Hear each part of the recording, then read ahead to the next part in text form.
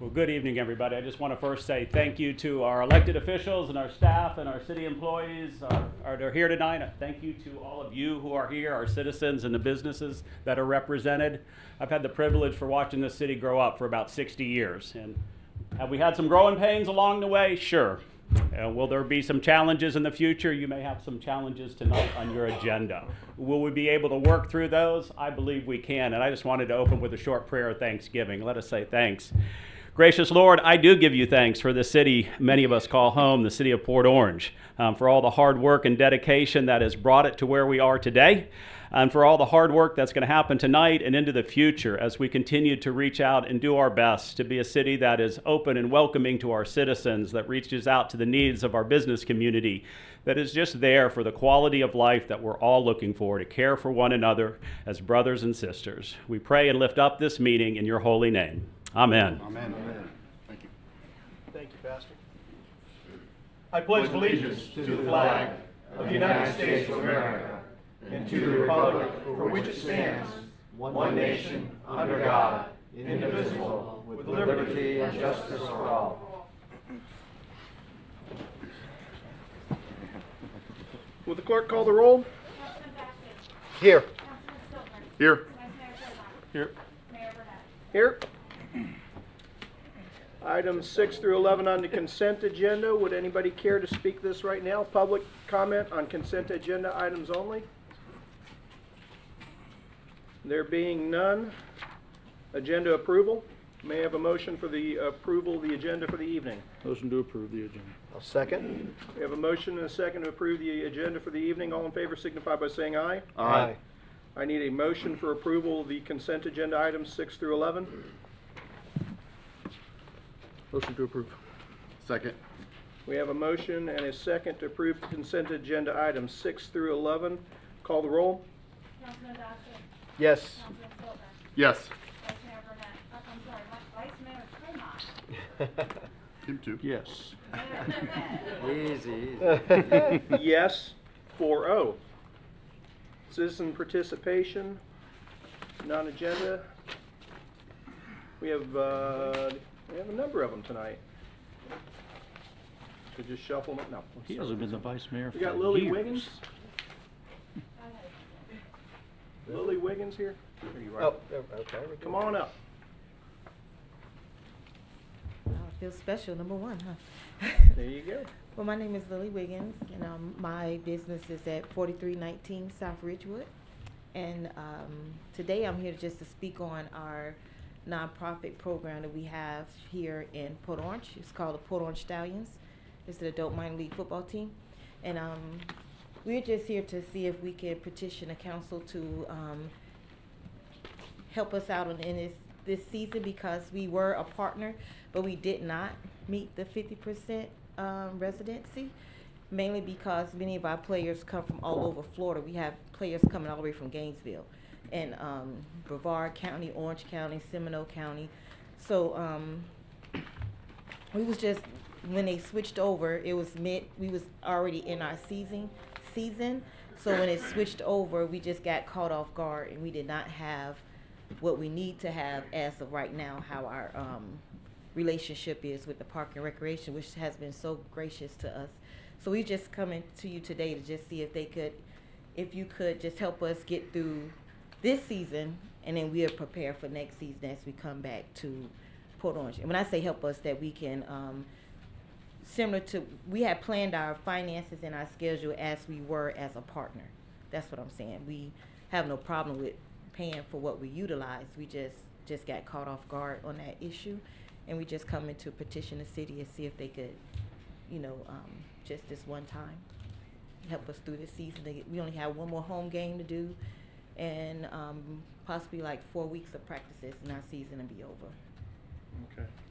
Obviously, Jake, I asked you to take a look at this for us and see what we can do, because honestly, this council, it's hard for us to take action without full information, and I have to allow staff the time to take care of that. And Okay. the city manager has his direction for me in that regard. Okay. All right. I appreciate it. Thank you. Thank you. William Dwyer.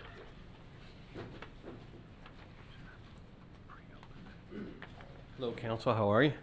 Good. I do No-Do VW weekend here at the city center and the Lakeside Pavilion. It's the second biggest air-cooled Volkswagen show on the East Coast, so it's right here. We started doing our budget for the year. We start probably say 6 months ago, and I guess the last city council meeting, you guys kind of approved different fees associated to renting the city center. So I was just kind of trying to see if I can grandfather us in for this year, and then maybe I wanted to see about partnering with the city of Port Orange for next year. It's a family event. It's well attended. We have thousands of people. I don't know if you guys have been there or seen it at all, Yeah, but it's a pretty Pretty cool big show. event. Basically, what's happened is we've done our budgeting, and the fees, we don't make money off the show, so we're basically having to make up a lot of money for this year. So it's kind of hard for us to kind of swing the full thing. So I'm just asking that the fees that we normally pay will be grandfathered in for this year, and hopefully maybe next year we can partner up and make it a bigger event and more family friendly. So Has the staff looked at this? Jake? You're- yeah, no, I know it's I Clueless. just yeah. So the questions, I have tons of questions. Sure. So we've, just a quick comment. First of all, really cool show. Thank you. Been there several times. Thank It's you. neat. Thank you. I've watched it expand. Yes. I think you guys have got something that people like to come and see. Yeah. Albeit you guys draw from a really big region, big Sure. area. So council has really tried hard, and we've struggled over the years Sure. to try to rein in a fee structure that works good for the Sure. community, that continues to promote and bring events, but can cover some of the cost and Sure. stuff. Because all of these events, honestly, people love, especially when the weather's great. They love to come to City Center. It really doesn't matter what it is. They're going to come look at cars or animals or whatever, So we've really tried hard to rein that in a little bit and come up with a fee structure that's really fair. That it doesn't really cover all the costs. We definitely incur cost and things like that. But I understand. in fairness, one of the things staff has asked us to do is not to make decisions up here on the dais Oh, no, I on spur of the understand. moment. I So understand. not that we're trying to kick you back over to staff, but Yeah. we really need to Yeah. kind of do that because we're trying to be consistent. Yeah. Whether we get youth athletics coming in here, car shows, I understand. different That's all events good. and things like that. Yeah, I just So wanted we're really to- trying hard to work with staff to be able to say, okay, let's have a consistent I process. have no problem with you asking. Yeah, no problem. That's, you that's the asking. thing. I just wanted to It- kind of it- state my case and Okay. and for tonight, at least, while you're standing there, Yeah. because this is televised, and I really think Sure. if people haven't seen this event, Yeah. a lot will really enjoy it. I'm in Could you favor. talk about when the next show is? Sure, And so with the it's- dates and stuff like that. it's and you can it's hopefully April start to promote it. 14th this year. It's at the Lakeside Center and the Port Orange City Circle. We have over 600 VWs last year in attendance. Thousands of people, vendors. We have art vendors now. We have food vendors. It's really a great place if you're a fan of vintage vehicles or just having a good time in general. It's a great place. It's very family friendly, and we have music, we have live DJs, and it's all 100% free. Mm-hmm. So it's a great event. And that's April. Is that a Sunday? Sunday, Did you April guys do it? 14th. So you do a multi-day thing in different areas. We do a around the- multi-day thing all around the area. Giuseppe's Pizza. We do something at the beach as well. So yeah, basically it's like our bike week, except it's condensed into a weekend. Right. Okay. So, but it culminates right here at the city center on Sunday. So, I've seen your events as well, and I always, it's always really cool driving by there and checking Yeah. it out and walking around. But I do have to echo Scott. We work pretty hard to put together a formula. sure. Every year, I'm battling pretty hard at budget season, and I made a commitment a while back that I'd be rejecting all fees, and that Sure. even when Cancer Society comes up, it doesn't. I understand. I don't enjoy saying that every Yeah. time. Yeah.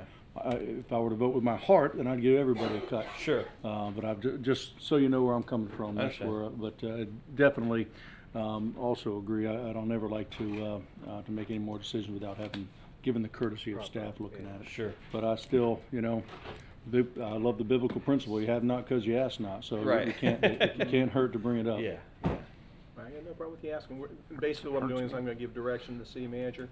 You Okay. can contact him Absolutely. Yeah. and Mayor, bring us the information. I'm not sure when your application went in versus when our fee schedule went in, so I'm gonna give him some time to take a look at that. Okay, not a problem. Yeah, let's redirect him to Susan Lavallo in Very Parks good. and Rec, please. Okay, Thank you. Susan? That would be your primary point of contact, Okay. okay? Well, thank you very much. Just as a Appreciate side note, if you'll send me information on the event, I'll be glad to help kind of promote that through some social media stuff. Yes, sir. So, my big takeaway from this is Scott's Facebook page is got quite the It's a following. really awesome, it's a really cool event. It I is. think Robin will probably make a big purchase this year. She eyeballed a lot last year. So. Look at a Volkswagen and put in the service. She's got one. Go. Take, I'll put it. Yeah, I didn't give you 3 minutes. Cheryl Hencher?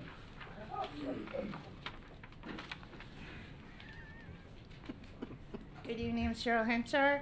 I'm representing the Port Orange Economic Development Committee. I'm on the committee. We meet once a month. We talk about the economics between Port Orange, South Daytona. So thank you for representing our city. We talk each month about the growth development, as we all know. We help each other's businesses, and thank you, Mayor Burnett and the council, for all your help. If you ever have any questions, you'd like to come to one of our meetings, please reach out to the Port Orange Chamber. You're welcome to come anytime. I know a lot of you have daytime jobs where you have another commitment, you can't come, but you're always welcome. And the Chamber is here to help support the local community wherever we can. And that's my mission for tonight. Cheryl, Thank you. you do such a wonderful job. Oh, thank you very much. I you, enjoy it. Cheryl. Thank you. Thanks, Cheryl.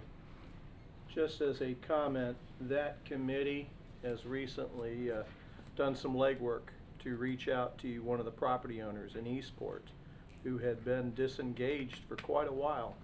And because of their work, he wants to re-engage in the process in developing Eastport and Port Orange. That was, you know, that's one of those committees, you can go to a lot of meetings and talk about a lot of things, which is great, but they're doers, and that can be something that's very big for us. It came out of that committee, so we're appreciative of that. Michael Navarro. Who is this guy? We know him. How we doing? He is a graduate. All right, I'll prepare something so I don't babble on for 10 minutes. Good, because I won't let you. Good. Good evening, Mayor, members of the council. My name is Michael Navarro, President of Port Orange Baseball Club, a Port Orange Parks and Rec partner. I am joined by my fellow board members, Tom Strickland, Shane Bartholomew. We did not have to be here this evening, and I know you have more important business to conduct. I'm here really to have only one question answered if I can. The question we have is, what has changed? Over the past 6 years, our club has worked to support the city in everything they have asked from us. We have covered tryouts, worked pop-up parks, set up haunted houses, performed coaching clinics when asked. Over that time period, the city has worked with us to allow us to have practices for our teams that work for us and the city. In the past, they have allowed us to have input into adjusting our schedule around the recreation practices. We were permitted an anchor block scheduling system, and rec practices were scheduled around these blocks. If rec teams needed more time slots for practices, we would work with the Parks and Rec member to accommodate their needs. This season, we were asked for our input beforehand, told it looked like they could work with it, then handed a schedule that was quite the opposite. Most of our blocks were removed, and we were supplied with multiple non-consecutive incremental slots. I'm aware what our contract states with the city. It reads Exhibit A, Section C, Item 1. The city will, and I quote, provide facilities for activity on a first priority use basis other than when the facility is used by the department for its purposes. In the past, this has meant working as partners to accommodate everyone's needs. Again, I ask, what has changed? That's all I got for you. No. So you're having scheduling issues, Yeah. I take it. In the past, we didn't. That's why. Okay. Yeah. I don't know where it all of a sudden, if we did something wrong, that became in the 6 other years we haven't had a problem. So I wasn't sure. Maybe there's something we're missing. Thank you. Okay. Thanks, Mike. Thanks, Mike. That's something we can figure out. Scheduling things we should be able to work on, right?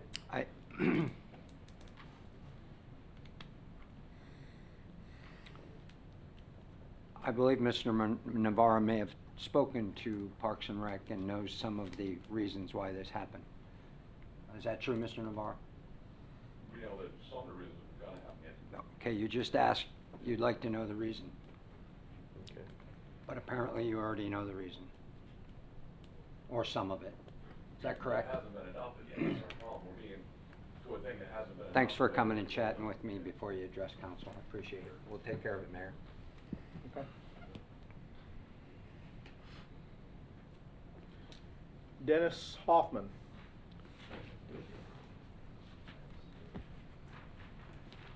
I have some prepared, so please bear with me. I would like to say good evening, Port Orange City Council members. I need to make some statements before I go on to the reason I'm here tonight. My name is Dennis Hoffman. I am a 25-year resident of Port Orange. I'm also a 10-year honorably discharged veteran of the United States Navy. When I raised my right hand for my enlistment, I swore to uphold and defend the Constitution of the United States against all enemies, foreign and domestic. Even though I have been discharged from the service to our country, my oath still remains, and it will continue until my dying breath. I am also an Advent YouTube watcher. I pay particular attention to videos from cop watchers and First Amendment auditors. These are citizens who spend their time and money video recording public officials performing their official duties, with the auditors in a public area. I have seen many of these auditors have their First, Second, Fourth, Fifth, and 14th Amendments violated by law enforcement officers, including Leos, under the color of law all across our great nation.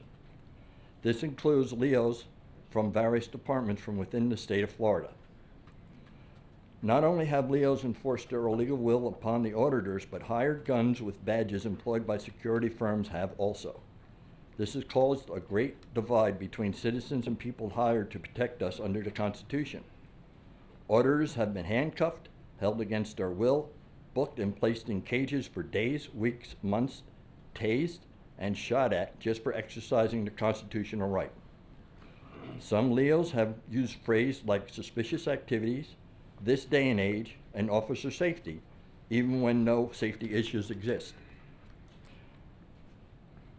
They reference terrorist acts of 9/11/2001 as a reason for their illegal actions. Remember, 9/11 happened over 18 years ago. I've even heard reference to Pearl Harbor being the reason for their use and to explain their illegal actions. Yes, Pearl Harbor, December 7th, 1941, or 78 years ago. I find these appalling, and it makes me very angry that this type of action happens in this day and age. Don't get me wrong, not all Leos are like this. There are good, law-abiding professional Leos out there. I just wish that they were all types of officers that I wish to talk about here tonight. Now to my point. A few weeks ago, I came across a video from an auditor who goes by the handle of Rogue Nation. He conducts First Amendment audits. He conducted a First Amendment audit at our police station December 5th, 2019. This video was 3 minutes, 26 seconds long. In it, the auditor encountered a police officer, Port Orange Police Officer Byrd, B-U-R-D. Are you nearly done? Yes, sir. Because we're out of time. Just one more minute, if you would, sir. I can't go another minute. Well, it's... Let me do this for you. I can invite you back to the next meeting, and you can pick up where you left off. And in the meantime, you have the opportunity to contact each and every one of us individually as well. Well, the reason I'm here is to provide praise for this officer that I have. I know the officer you're talking about, and I have no doubt.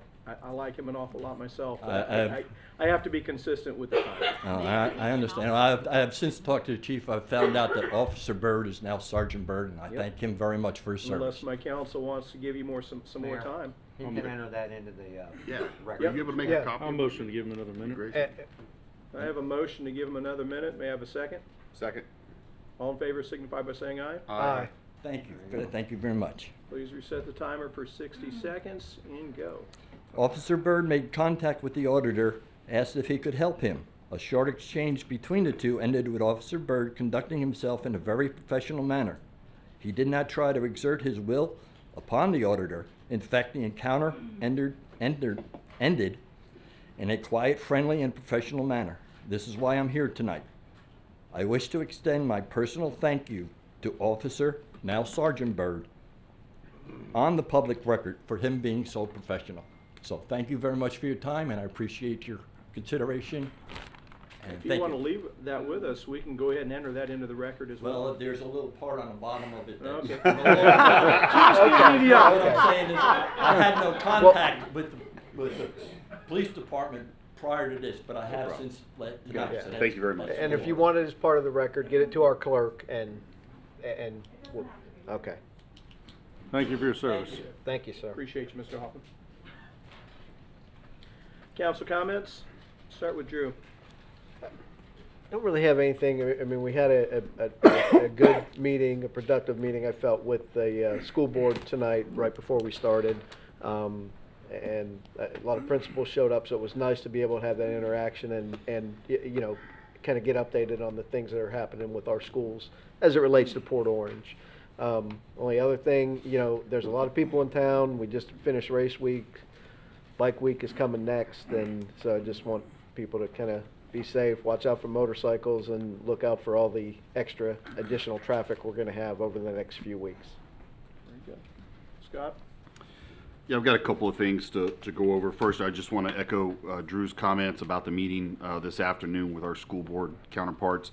Definitely something that I would think we want to continue in the future, maybe finding at least annually, if not twice a year, to meet with them after the meeting, just some cordial conversation. I think everybody got a lot out of that today, so I hope we can build on that. In particular, the one thing I want to make sure that our staff can help us with, and vice versa, is the capacity of the schools. I just can't help when we look at those numbers and we see overwhelmingly 80% of our schools exceed the design capacity, or what they refer to as permanent capacity, and some of them just greatly. And then when you look at the amount of students that don't live in the zones that are coming to the schools, it's a little bit overwhelming. And I think it sheds a lot of light on the impacts that we deal with daily off campus. And so as the East Volusia County grows, and Port Orange is continuing obviously to grow, and school enrollment numbers are coming back up, and there's really no plans for additional schools that would, you know, necessarily take some of that away. I really think that we got to stay on top of that and work with our counterparts to come up with some solutions, because I just don't think just adding portables to green space just because it's there without some regard to how it's going to impact the infrastructure off campus in the community is the right way to go. So I think we need to continue that conversation. I think we're off to a good start with that And tonight. For those listening, that's a message that he gave the school board earlier. So I definitely think we as a elected body, as well as our city staff, and I know community development particularly, needs to be very cognizant of that and stay up to speed with what's going on at the school district so we can have those discussions. The next thing I wanted to briefly talk about was the River to Sea Trail concept that the city and the state are looking at. Had some residents, I know community development, the city manager, and the mayor had a meeting down there, and since then, as commonly happens, rumors grow and less than factual information starts to spread. And so I've had a lot of contact with different residents, either through phone, emails. One particular today has written me a letter, plenty in support of, and some not in support of. Most of the ones not in support of seem to reiterate things that are just not factual. So I just want to make sure that we as an elected body and as a city staff are making sure that we're speaking correctly to this possible project, which is not really just a Port Orange project. This is a Southeast Volusia County project that would encompass New Smyrna, Port Orange, and South Daytona. But it's important that they understand that we are so early in concept here, and that there are a lot of studies that have to be completed in order for us to even see what the possibilities are or are not. And I think that's very important. But and also I think it's really important that the community does know that we are very, very much approachable by the residents to have this discussion and look at ways as we could make this the best project possible. Certainly this is a DOT funded project and has the lead on this, but you know it is definitely something that will be quite impactful for our community. Regardless of where the trail ends up, I want to put in every effort that we can as a city to maximize the quality of this asset to the city, and that's exactly how I look at it. Is I look at it as a huge asset. And just on that note, Sunday afternoon, incidentally, I just happened to be over in the River District, and I took that drive all the way from the south end, all the way to the north end of Riverside and Halifax. And in just one pass, I counted 13 people that were either running, walking, biking, and one particular pushing a baby stroller on that road. And so it occurred to me, whether there's a trail there or not, there's a trail there. The commonality is that they're all on the road, and you've got traffic passing in both directions. So just something to keep in mind that, you know, one of the things that we've talked about in the past, and I know Tim, community development, can probably speak to this, but there's kind of an unwritten rule sometimes when you build facilities, you don't build a lot of sidewalks. You wait till you see where all the grass is dead, because that's where people are going to transition anyway. You put the sidewalk right there. And so whether that's considered a trail or not now, it's being utilized as a trail. And so just something to keep in mind, and I encourage you to go down there, especially when the weather's nice, and see what's going on and the amount of folks that are using that area. And lastly, we've got some time coming up here in Tallahassee where we're going to be going up to the state capitol and fighting for Port Orange and bringing some good stuff to discussions up there. I'd like to ask council to look at moving our council meeting date for that Tuesday. The March 19th date. If we can maybe see if, I don't know if Jake can come up with some alternatives for us. It's just, that's a really long work day to have a council meeting on top of it, and then to leave here and drive all the way to Tallahassee, which can be quite the adventure anyhow, to try to be there for the following morning. So if we can look at maybe an alternate date or times for that council meeting, something. Earlier start? Yeah. Earlier start would be good. Last time we did that, we finished at 10. I'm just gonna say, I'm just gonna say that, well, we haven't had a meeting run that long in a while, but all the same, whether you're structuring an agenda, starting sooner, or whatever the case might be, I will tell you, for my part, I'm very hesitant to move a meeting off a night that people expect it to be on. Cancel it. I mean, we can I'm look all at that for option. Well, Jake, that day, we have meetings the 19th and the 20th in Tallahassee, and then The 19th is Volusia County Days. Okay. And you know how that Yeah. goes. It could, I Yeah. mean, that's usually when you see the governor, a secretary. I mean, Yeah. it's a great day. Yeah. The 19th. Tuesday is the 19th. 19th, 20th, and So we can see what Robin's got to say. Robin, you got your 3 minutes. So March 19th is our CRA meetings that have to be held in March, so we can do just like a special meeting for the CRAs if you want, if you decide to cancel And be it. done. But they were currently scheduled for March 19th and have been advertised as such. If they've been advertised. So March 19th is a good day to be up in Tallahassee. Mhm. You see some pretty Right. Jim Cameron brings some pretty influential people down to that lunch, so I wouldn't miss it. And We would normally have a workshop on the 26th. We could have a council meeting / workshop if necessary. very easily. Okay. Very easily. Let's So do that. so let's look at what the March 19th agenda looks like, and decide whether to make it a special meeting on the 26th or push till April if it's not that busy. Yeah. I don't want to push. It's too far already off. busy, actually. The 19th, not We that. haven't even looked at it yet. Okay. We're looking at the 5th. So that tells me it's not busy at all right now. Yeah, I'd rather see more items on the 5th if we can get them there. If not, Wait, it's too late. Yeah. I'm good with that. For us. I mean, I'm good with having it on the 26th, even if we have the workshop and have to start early. I mean, that works for me. Yeah, we'll give you that and another option, but I think that's a great idea to get you guys up there on the 19th. Are we in consensus then? Yes. Okay. Yeah. Robin, make it happen.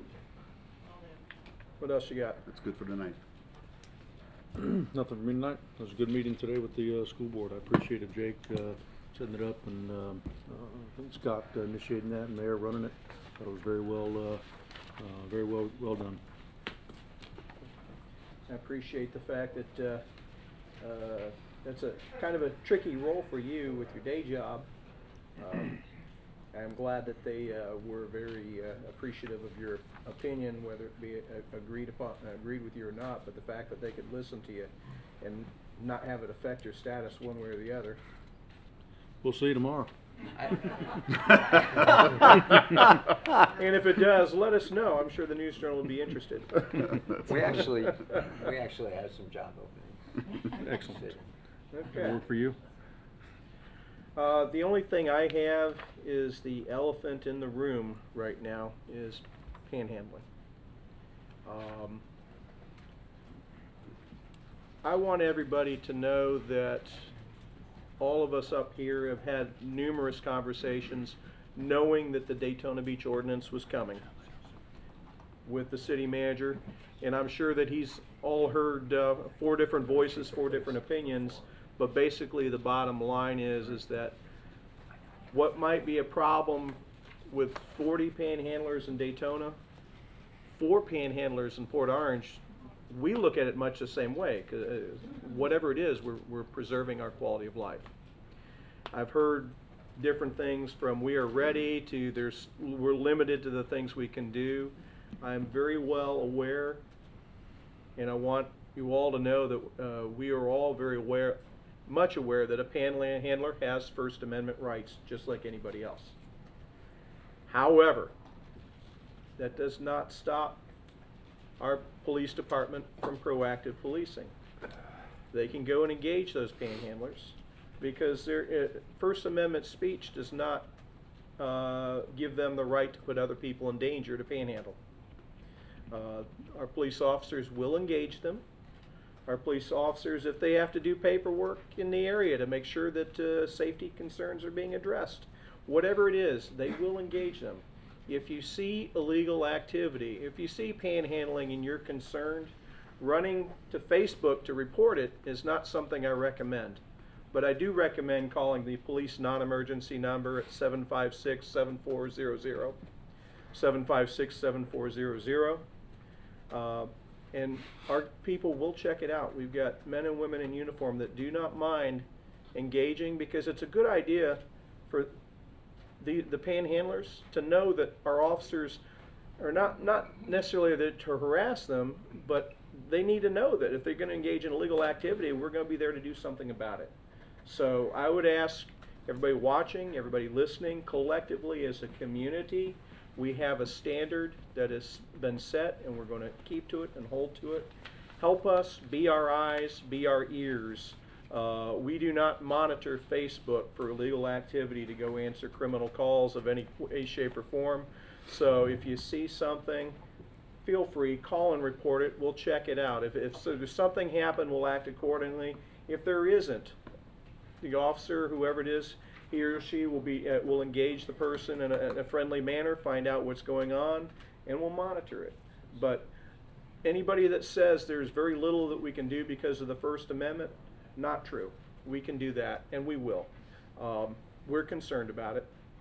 Certainly, when you've never seen the activity and you see, all of a sudden you see 1 or 2, it might not be the same as the problem we've seen to the north, but it's a problem nonetheless, because if you accept it, you'd end up with 20 instead of 2. And quite frankly, there are too many things that go on with that we can't have in Port Orange. So we need your help with being the eyes and ears of the community. Let us know what you see. We'll check it out. We've got great men and women in uniform. They're dedicated to keeping us safe. They'll do what is necessary and what is legal. The other thing that has been suggested to us, and I want to speak to it myself, all 4 of us may have a different opinion, and if you think differently on it, that's fine. Gentlemen, please say so, but the ordinance that's passed in Daytona Beach is pretty restrictive. It looks like they're already going to face a legal challenge with some of the communities that have engaged in that. Whether that will make it through a legal challenge or not, I don't know. I'm not that kind.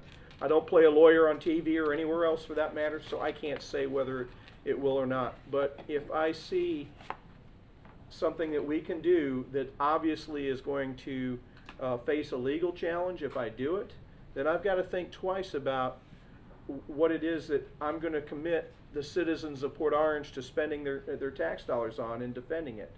So for now, for my purposes, I want to monitor what Daytona Beach has done. I want to monitor how that's done in the legal process. If it survives it, then maybe that's something we look at.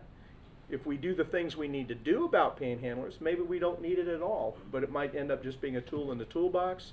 I don't know. But one thing is for certain, we're not sitting on our hands, and I want to be good stewards of the public trust as well as public funds. So, gentlemen, if you want to speak to this. I'll speak in favor and agreements. I mean, I think I think Daytona could be facing a lawsuit. I don't want to be named in any class action suit with that. That's not to say that they will, but I just assume, you know, I think we have some strong laws on the books. I don't think we have a very inviting city to panhandle in successfully yet.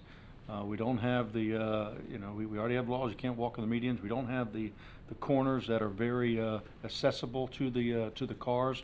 And fact of the matter is, you know, people are going to go where they're successful, and if people would not give them funds and money from the side, they won't return. So if we continue to see people, then it's really because the citizens want them here. Mm-hmm. That's just the fact of the matter.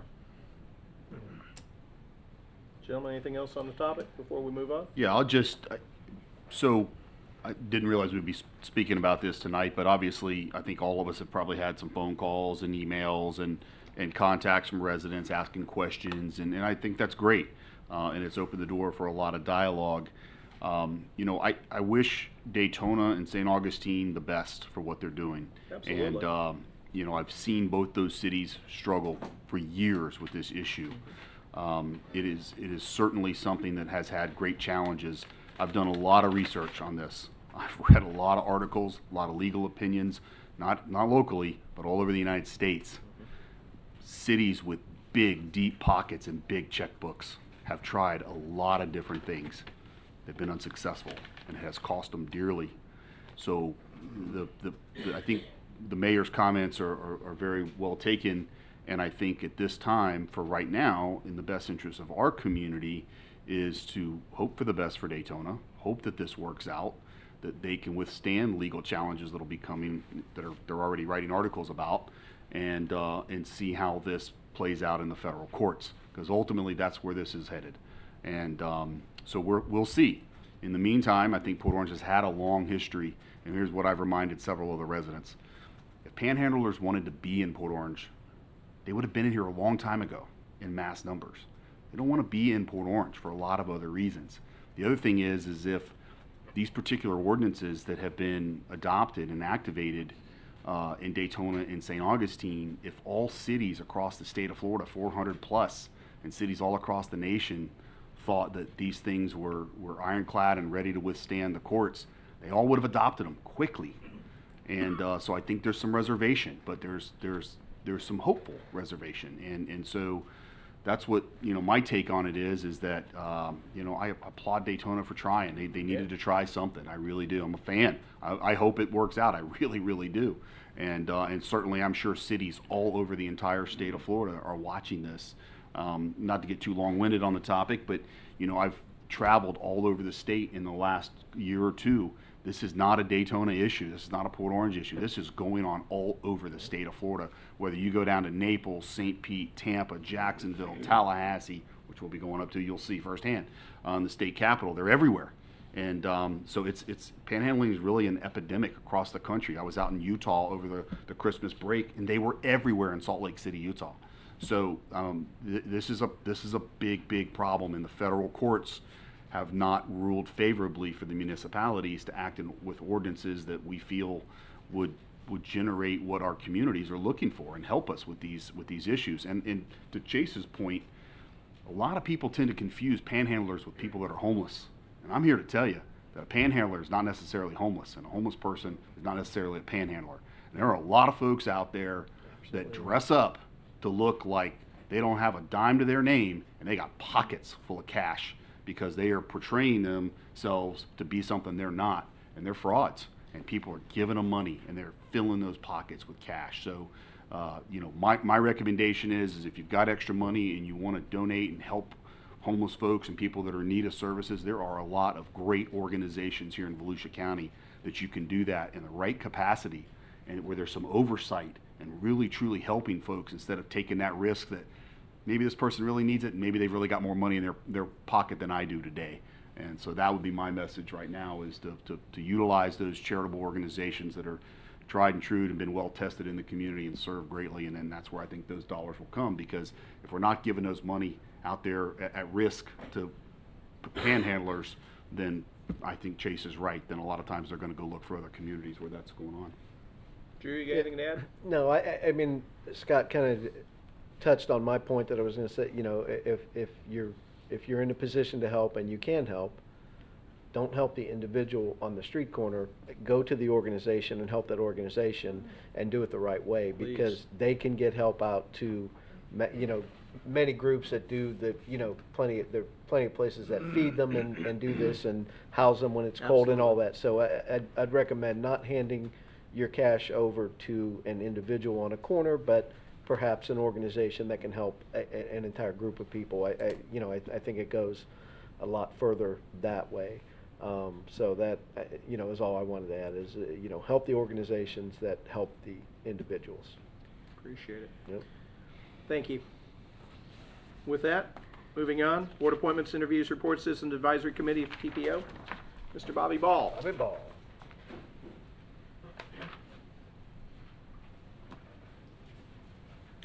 Good evening, Bobby Ball with the TPO, actually CAC for the TPO. We had our monthly meeting, and it was pretty standard fare. Had a couple of minor tip and work program modifications, but the one thing I want to convey to you tonight is the call for projects. I know staff's working hard on that. I know talking to Tim a little bit, putting in some sidewalk and turn lane projects, trying to update the cost estimates, position them better to get ranked higher. Yep. I'm on the subcommittee to rank them, so hopefully that'll go well as well. And that's all I've got tonight. Questions? Get the projects in. Yeah, absolutely. Yeah. Yeah. Bring them back. If the Got it. projects aren't in, you don't have a chance of getting funding. That's right. Through that. Thank Thanks, you. Bobby. Thanks, Bobby. Public hearing, item 14, second reading of ordinance number 2019-7, amending section 50-58 of the Code of Ordinances relating to Parks and Rec Advisory Board. Ordinance number 2019-7 is an ordinance of the City of Port Orange, Volusia County, Florida, amending Chapter 50, Article 3, Section 50-58, Code of Ordinances to reduce the number of members of the Parks and Recreation Board, amending Section 50-59, Code of Ordinances to provide initial appointment terms, amending Section 50-61, Code of Ordinances to reduce the number of board members necessary to form a quorum, providing for repeal of conflicting ordinances, providing for severability, and providing for an effective date. Move to approve ordinance number 2019-7. I'll second. We have a motion, we have a second. Council comments or questions? Second reading? Drew? No, not on second reading. I'm good. Scott? Good. Mr. Vice Mayor? I'm good, sir. All right. Would anyone else here care to speak to this? Anybody? Come on up, Paul. Paul Rosar, Mayor, council members. On this concern, anyone that's being dismissed, are you breaking a promise to them if you dismiss them? Nobody's being dismissed. It's through attrition. That's what I asked. There you go. That's it. Thank you. You're easy. Mayor, just for those watching that would want to know a little bit about what Mr. Rojar was talking about there, the board is going from 10 members down to 7. The reason that's being done is because when they were holding the board's meetings, they weren't getting enough folks there to have a quorum. You got to have a certain amount of people there to be able to have a meeting, to meet the regulations to hold those meetings. So what we realized was having 10 positions was just too many. And a lot of folks, or not a lot, but sometimes folks will sign up for boards thinking they can meet those commitments, and then they really can't because things happen in life. We get that. So that was the advice was from the advisory board, was to take this back down from a 10-person board to 7 through attrition, as folks wanted to get off the board. And so that's what this is about. Anyone else? If not, back to us. Final comments? Being none, call the roll. Councilman Batchor? Yes. Councilman Silver? Yes. Vice Mayor Trayvon? Yes. Mayor Burnett? Yes, 4-0. Item 15 is first reading of ordinance number 2019-11, Woodhaven PUD Small Scale Comp Plan, Future Land Use Amendment. Before I read this in, Penny, would you suggest I go ahead and read both of them in so that we can discuss them both at the same time? Is that what you were going to suggest? I was going to ask you to do that, sir. Okay. You had that wry smile on your face, and you've done that before. You're good at this. All right. In which case, I will read ordinance number 2019-11, an ordinance of the City of Port Orange, Volusia County, Florida, relating to comprehensive planning, amending the future land use map of the comprehensive plan, amending the future land use designation for plus or minus 6.3 acres from conservation to mixed use center, providing for conflicting ordinances, severability, and for an effective date. Move to approve ordinance number 2019-11. Second. We have a motion and a second. That puts item 15 on the floor. Item 16 we can discuss at the same time is ordinance number 2019-12. An ordinance of the City of Port Orange, Volusia County, Florida, approving the Second Amendment to the Woodhaven Plan Unit Development, PUD Master Development Agreement, Conceptual Plan Development Plan, CDP, providing for repeal of conflicting ordinances, providing for severability, and providing for an effective date. Move to approve ordinance number 2019-12. Second. We have a motion and a second on ordinance 2009-12. So both items 15 and 16 on the agenda are on the floor for discussion. It's all yours. Good evening, Penelope Cruz, planner. So both of these items go hand in hand. The first item is a small-scale future land use amendment, and the next item is a PUD amendment to the Woodhaven PUD.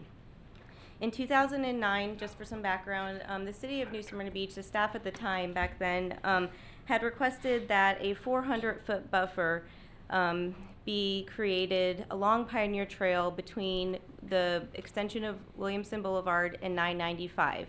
Now, this was not a pure conservation area as some would think when they think about conservation land.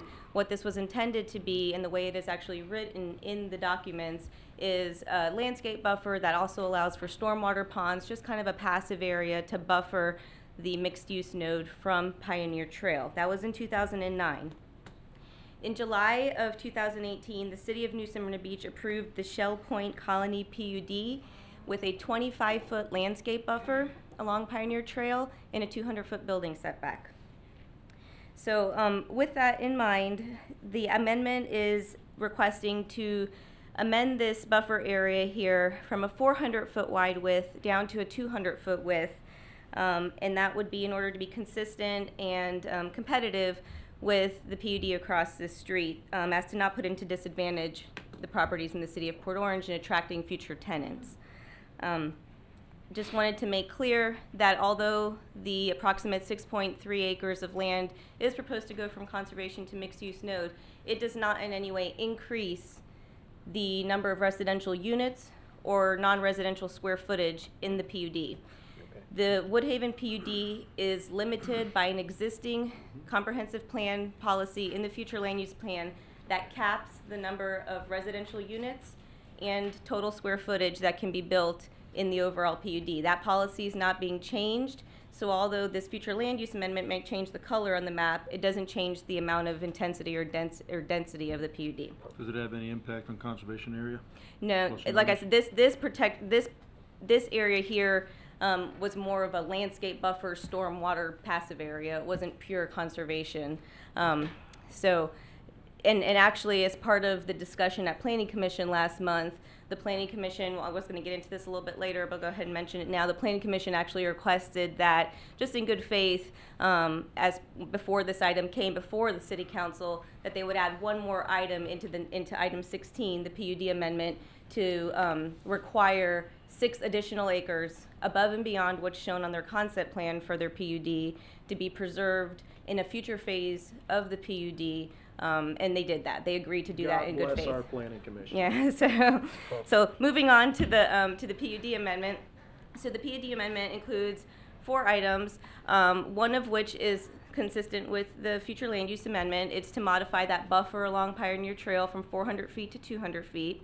Now, going hand in hand with that, as requested by the Planning Commission, text has been added into the PUD amendment that is before the council. It's part of your ordinance to kind of hand in hand go with that to take that same acreage that would be part of that reduction and add that back in as conservation area into a future phase, and that's been added to the ordinance.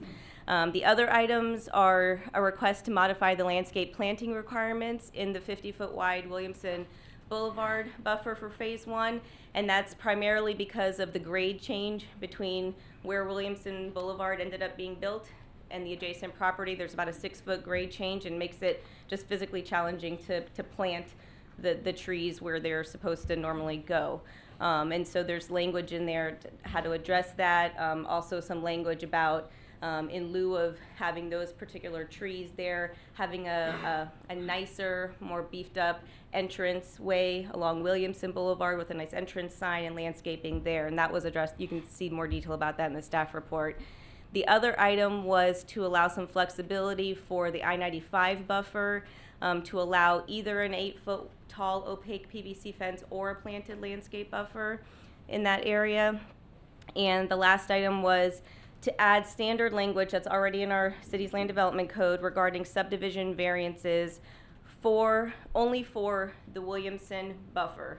And the reason that they're asking for this is they don't know right now because they haven't designed those future phases, but they're anticipating they might run into similar situations along Williamson Boulevard because of the grade change where they might need to ask for variance from the planting requirements.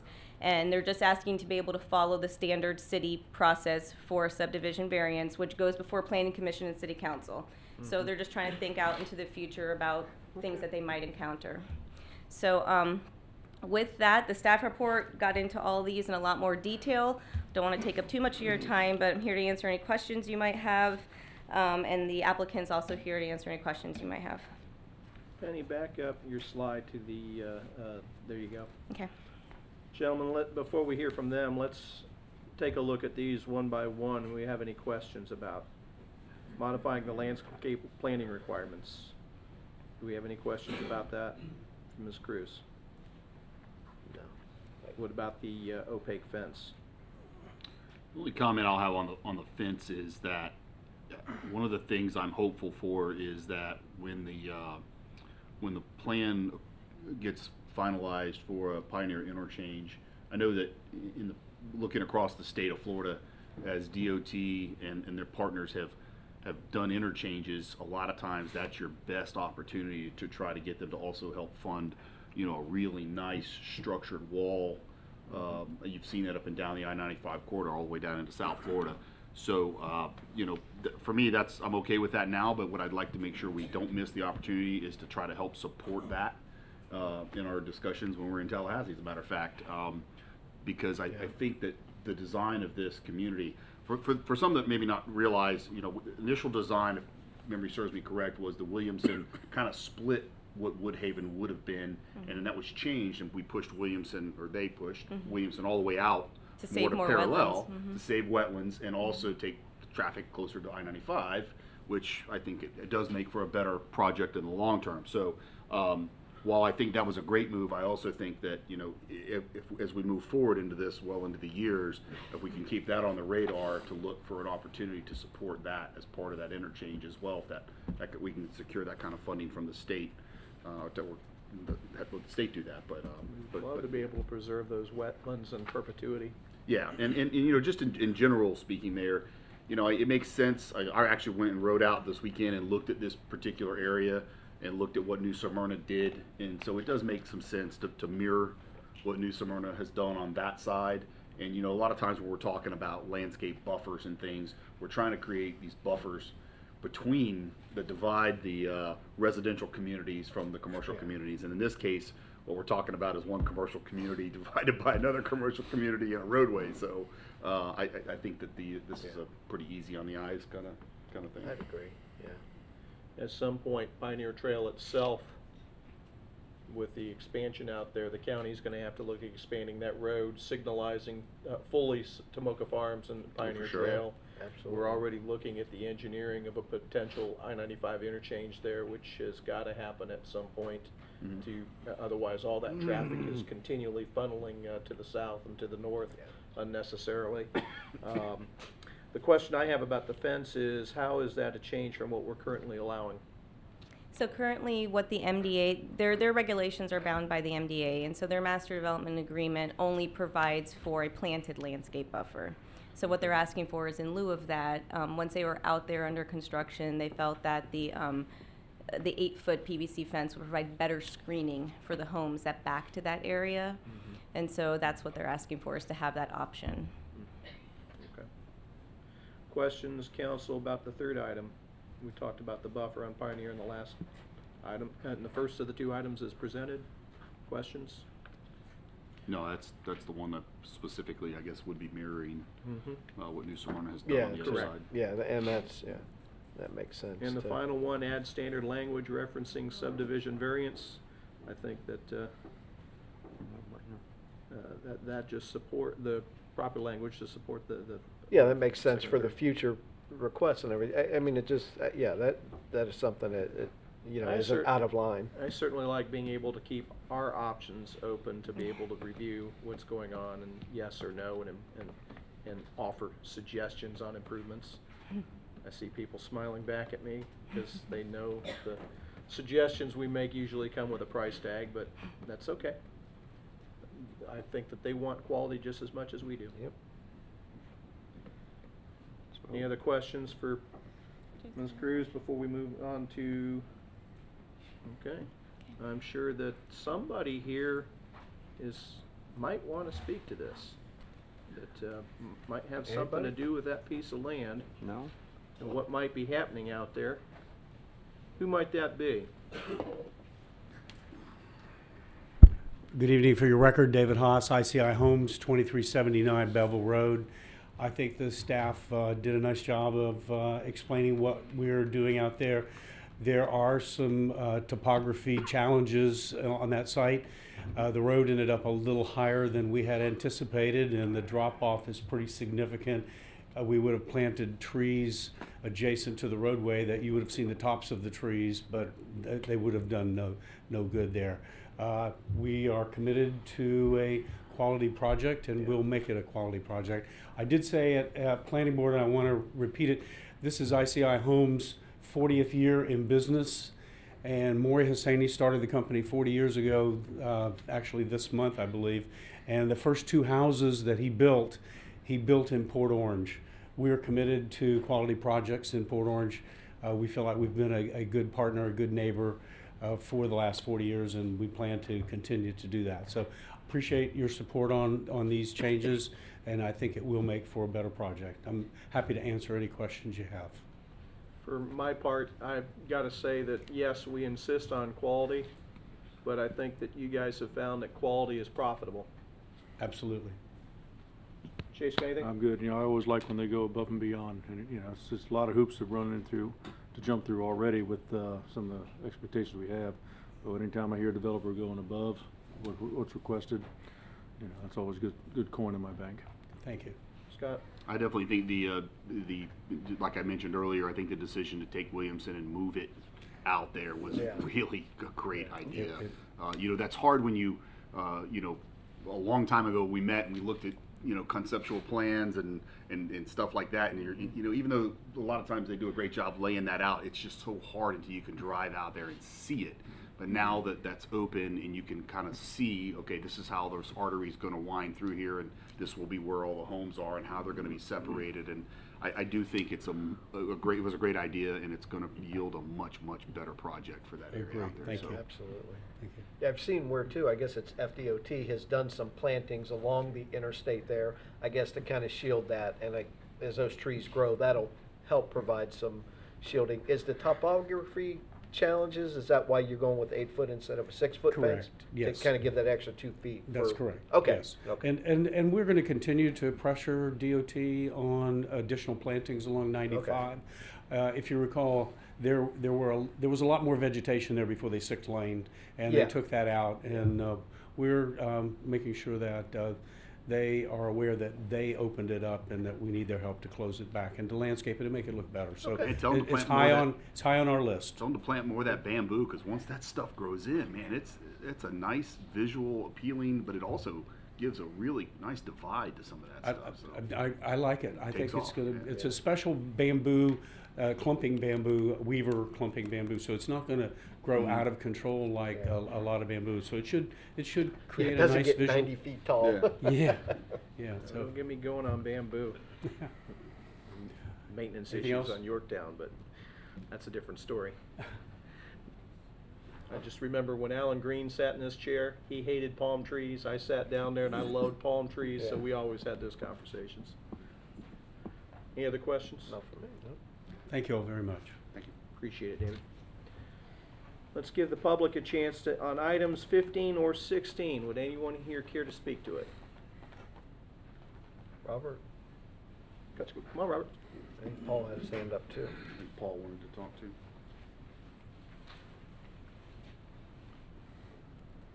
Mayor, council members, Robert Reinhagen, Port Orange. My concern has to do with the landscaping with the trees, the shade trees and the what's it called, the understory trees. And I understand that there's a problem with the slope, and so the trees wouldn't give as much of a visual benefit to the people on the road. But still, trees are good, and I'd like to see them continue putting in trees.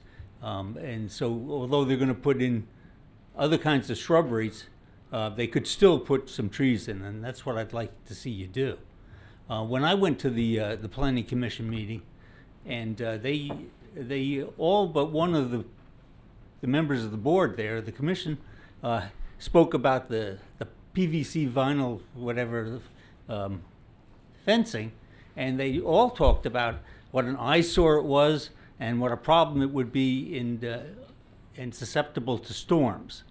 But yet they, for some reason, went along and agreed to it.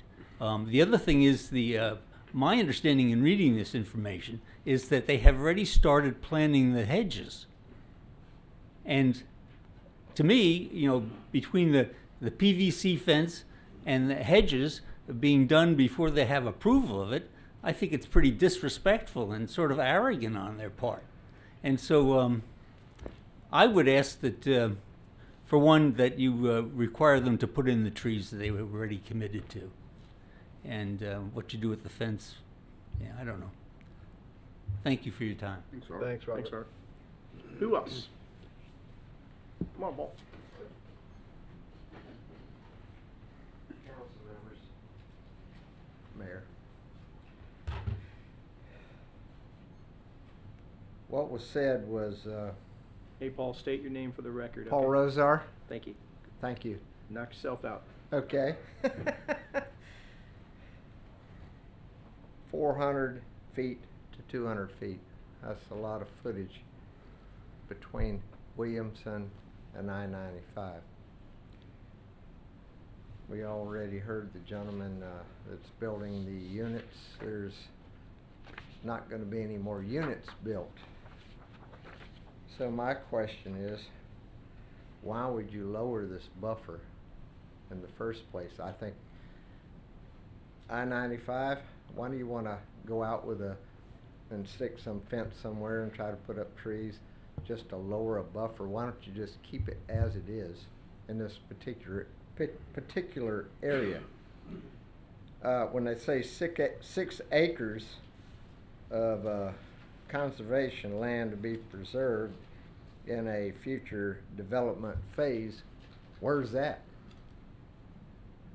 Okay? I think we have vague language here. I think we should stick and stay at the 400, especially where it's at. And that's all I have to say. Thank you. Who else? Anyone? Last call. You want? Dave, you want to come back up? David wants one more chance to talk us out of it. If you'd like me to respond, yes. First of all, I mean on the fence and any other work that was done out there, we didn't do anything without a permit, and we certainly understood that if you didn't approve this tonight, then we were on the hook for a fence, and we were good with that. So we meant no disrespect. We did nothing without a permit. There will be additional trees planted behind the townhomes in that one section of the road, so we'll continue with that as well. And again, the 200 to 400 is not adjacent to 95, but Pioneer Trail, and it puts you on a level playing field for commercial tax base with New Smyrna Beach. And so that was a VGMC brokered thing, was it not? It was, and Penny probably can speak to it better than I can, but yes, absolutely, it was at the insistence of the city of Port Orange, and I have to tell you, I was quite shocked sitting in the city of Port Orange City Commission meeting when they approved New Smyrna. And New Smyrna, I'm sorry, New Smyrna, initially it was going to be 100. It was going to be a 100-foot setback from Pioneer, and then they changed it to 200. So it just, it's just what's fair. Right. Dave, thanks for clarifying. I mean, I understood what was happening, but thanks for clarifying it again. You're welcome. Council comments, final bite. Chase, anything? I'm good. Scott? Nope, good. I'm good. True. I just want to say that I certainly like the color green a whole lot more than I like the color white. Now, I understand the idea of functionality as much as topography is an issue, just functionality is an issue, but wherever possible, where you can employ the color green as opposed to the color white, or beige. I highly encourage that. But the idea is that you have the flexibility to do what's right, and I'm trusting you to come through with something that is of high quality. I think that you want that as well. Any other comments, questions? Item 15, call the roll. Councilman Baxter? Yes. Councilman Hilton? Yes. Vice Mayor Tremont? Yes. Mayor Burnett? Yes, 4-0. Item 16, call the roll. Councilman Baxter? Yes. Councilman Silver? Yes. Vice Mayor Tremont? Yes. Mayor Burnett? Yes, 4-0. Brings us to item 17, first reading of ordinance number 2019-13. Amending Chapter 2, Article 6, Section 2-273 of the Code of Ordinances for Finance. Ordinance number 2019-13 is an ordinance of the City of Port Orange, Volusia County, Florida, amending Chapter 2, Article 4, Division 2, Section 2-273, relating to finance, purchase, and sale procedures, providing for codification, providing for repeal of conflicting ordinances, providing for severability, and providing for an effective date. Move to approve ordinance number 2019-13. I'll second. We have a motion, a second. The item is on the floor for discussion. Jake, who's presenting on this? I believe I am. Welcome to the dais, sir. Right now, the purchasing manual, and we brought this to you about 2 years ago. The purchasing manual takes the council's approval. All it does is provide procedures to staff for the ordinances that you approve that have to do with finance and purchasing. At the time, council wanted the ability to continue to manage that purchasing policy manual. I bring it back to you today because I feel that all it does is it doesn't go against any policy that you all have approved, and it's my charter responsibilities are to march out smartly with your ordinances and resolutions, and that's all this does. So I would like for the city manager to approve any future policy manual changes, especially in light of the ERP coming, where multiple changes may have to be made after multiple ordinances get tweaked to conform to our new ERP. I don't have a problem with this.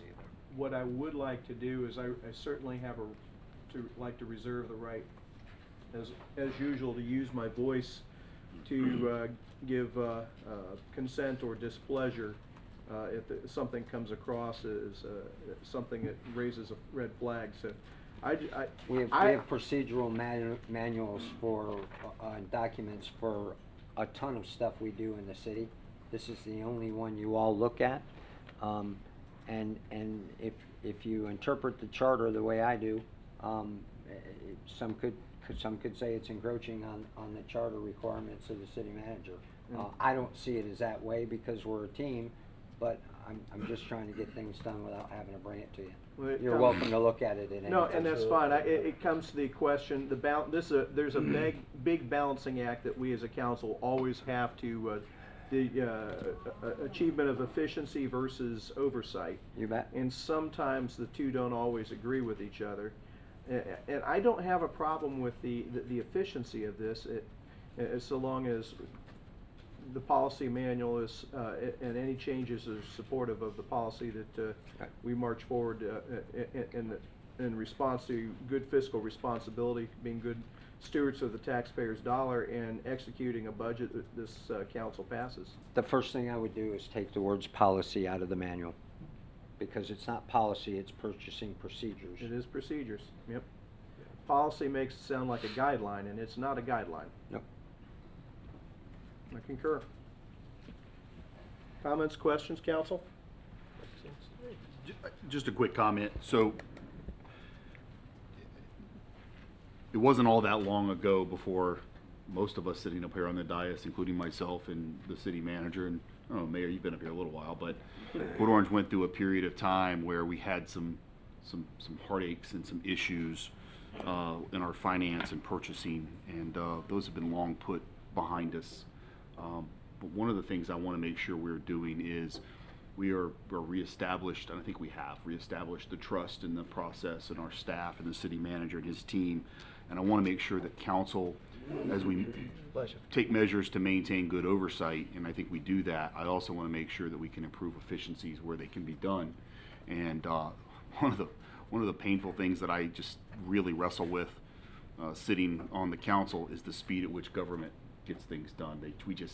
We never get them done quick enough and fast enough. And so, you know, this is an opportunity where I think we can help to remove roadblocks, allow things to get done quicker, more efficiently, and still maintain very reasonable oversight with the city staff and the city manager's office for something like this. So, when you're talking about a process of going through meetings and agenda approval and this and the like, there could be weeks and months, first reading, second reading changes to put minor language changes. Yeah, this absolutely speaks to efficiency. Yeah. Drew? I don't have anything further. It makes sense. Chase? Efficiency is the key buzzword right now, and this is going to make us more efficient, and 100%, I agree, Scott. We continue our oversight, but you know, one of the things frankly, I get tired of hearing is how long it takes to get stuff done. So we can have any type of say in fixing some of that. I definitely want to do it. I fully support this. I just want to set expectations here that changing the purchasing manual to be approved at my level will only please staff. It will not make any purchasing, unless I change what's in it, any quicker.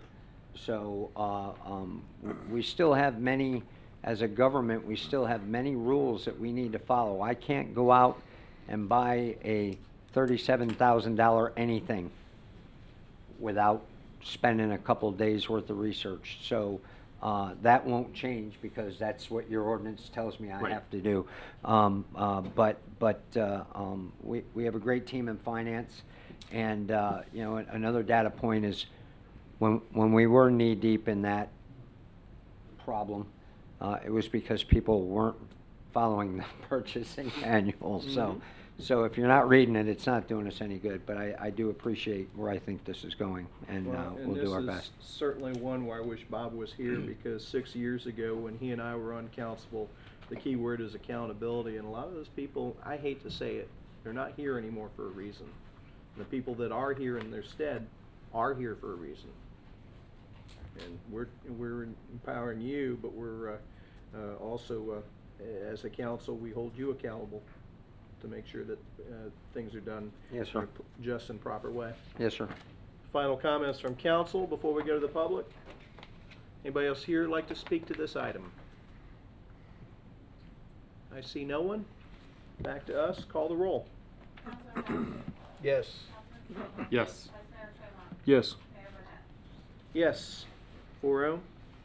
Brings us to item 18, which is Bella Oaks subdivision. 18A.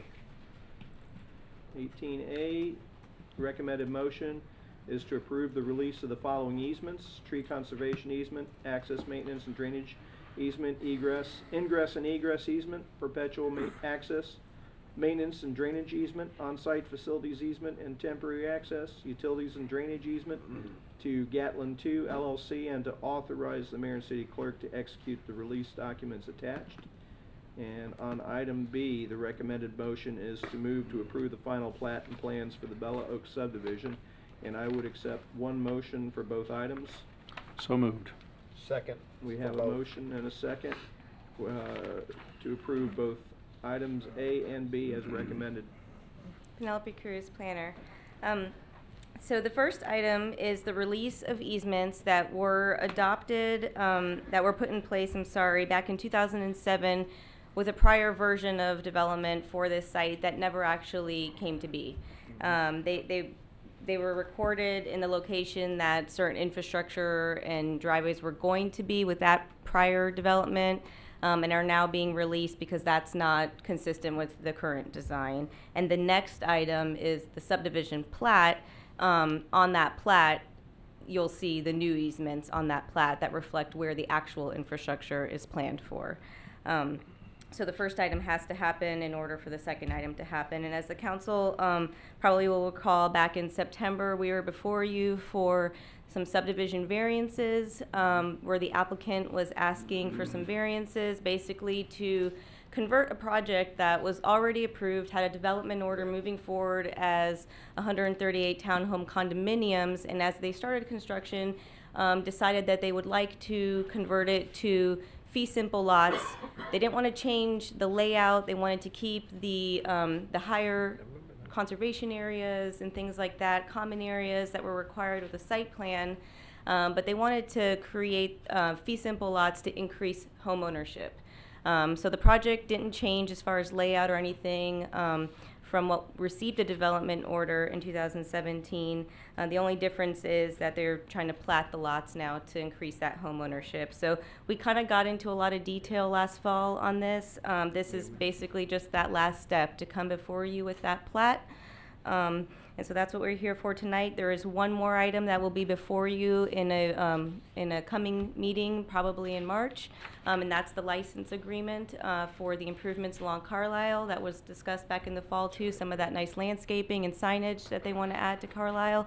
So that's the final piece that you'll see probably in March, but tonight is just that last step of creating those lots. So staff is here to answer any questions you might have, and the applicant is here as well.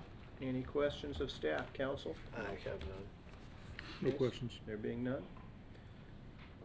Any questions? Well, we talk about local developers that build high quality stuff. I think it's time to hear from this guy as well. Come on up. Whoa, he's like, what? Just when things were going so well. Jim Paytas. Jim Paytas Maybe you don't want to talk too much. I don't Jim know. Paytas with Paytas Homes here to answer any questions if you got any, but I know when to not talk. So that's it. You think you've been here before or something? Yes, I've been here before. Thank you very much. Drew? When's it kick off? When you gonna break some ground, turn some dirt, and get moving? And Well, we're doing all that right Yeah, now. We haven't doing been the out there, but yeah. the real stuff happens later. Okay. I was going to say I've seen the dust storm, but Yeah. actually, as Yeah. dusty as it is, the dirt's not flying through the air like I thought it might have. Oh, we're doing a good job with that. When do you expect to pour the first bit of concrete for the? June. Okay. May. Okay. Cool. Scott, questions? Right around the I corner. hadn't seen you in a while, so if you don't mind, we'll put you on the spot real quick. If you could Go indulge ahead. me a quick question. How's the sales going out there in Pinnacle, too? They're going a little slower than we had hoped, but good enough. Let's put it that way. Okay. It looks like a nice Yeah, project it's that'll coming come together. together out there. It looks really Coming good. together, So. yeah. Thanks. Chase, anything? Good. I don't know. I can't come up. I'm trying to come up with something hard. I'll be over for here if you but- need me. All right. Tim. Nice. Thanks, Jeff. Would anyone from the public care to speak to this item? I do not see anybody. Final comments, council? Call the roll. Councilman Bastian? Yes. Councilman Stiltner? Yes. Vice Mayor Tremont? Yes. Mayor Burnett? Yes, 4-0. That was for both items A and B for Yes. Bella Oaks. Congratulations, you definitely know when not to speak. Brings us to item 19, which is ordinance number 2019-9 on the regular agenda, amending section 2-186 through 2-189 relating to administrative officials. Ordinance number 2019-9 is an ordinance of the City Council of the City of Port Orange, Volusia County, Florida, amending and restating the Code of Ordinances, section 2-186 through 2-189, inclusive, relating administrative official regulations, requirements, employment, termination, rights, benefits, compensation, and evaluations, providing for codification, providing for repeal of conflicting ordinances, and providing for severability, as well as providing for an effective date. Move to approve ordinance number 2019-9. Second. We have a motion, we have a second. The item is on floor for discussion. It's a Jamie Miller sighting.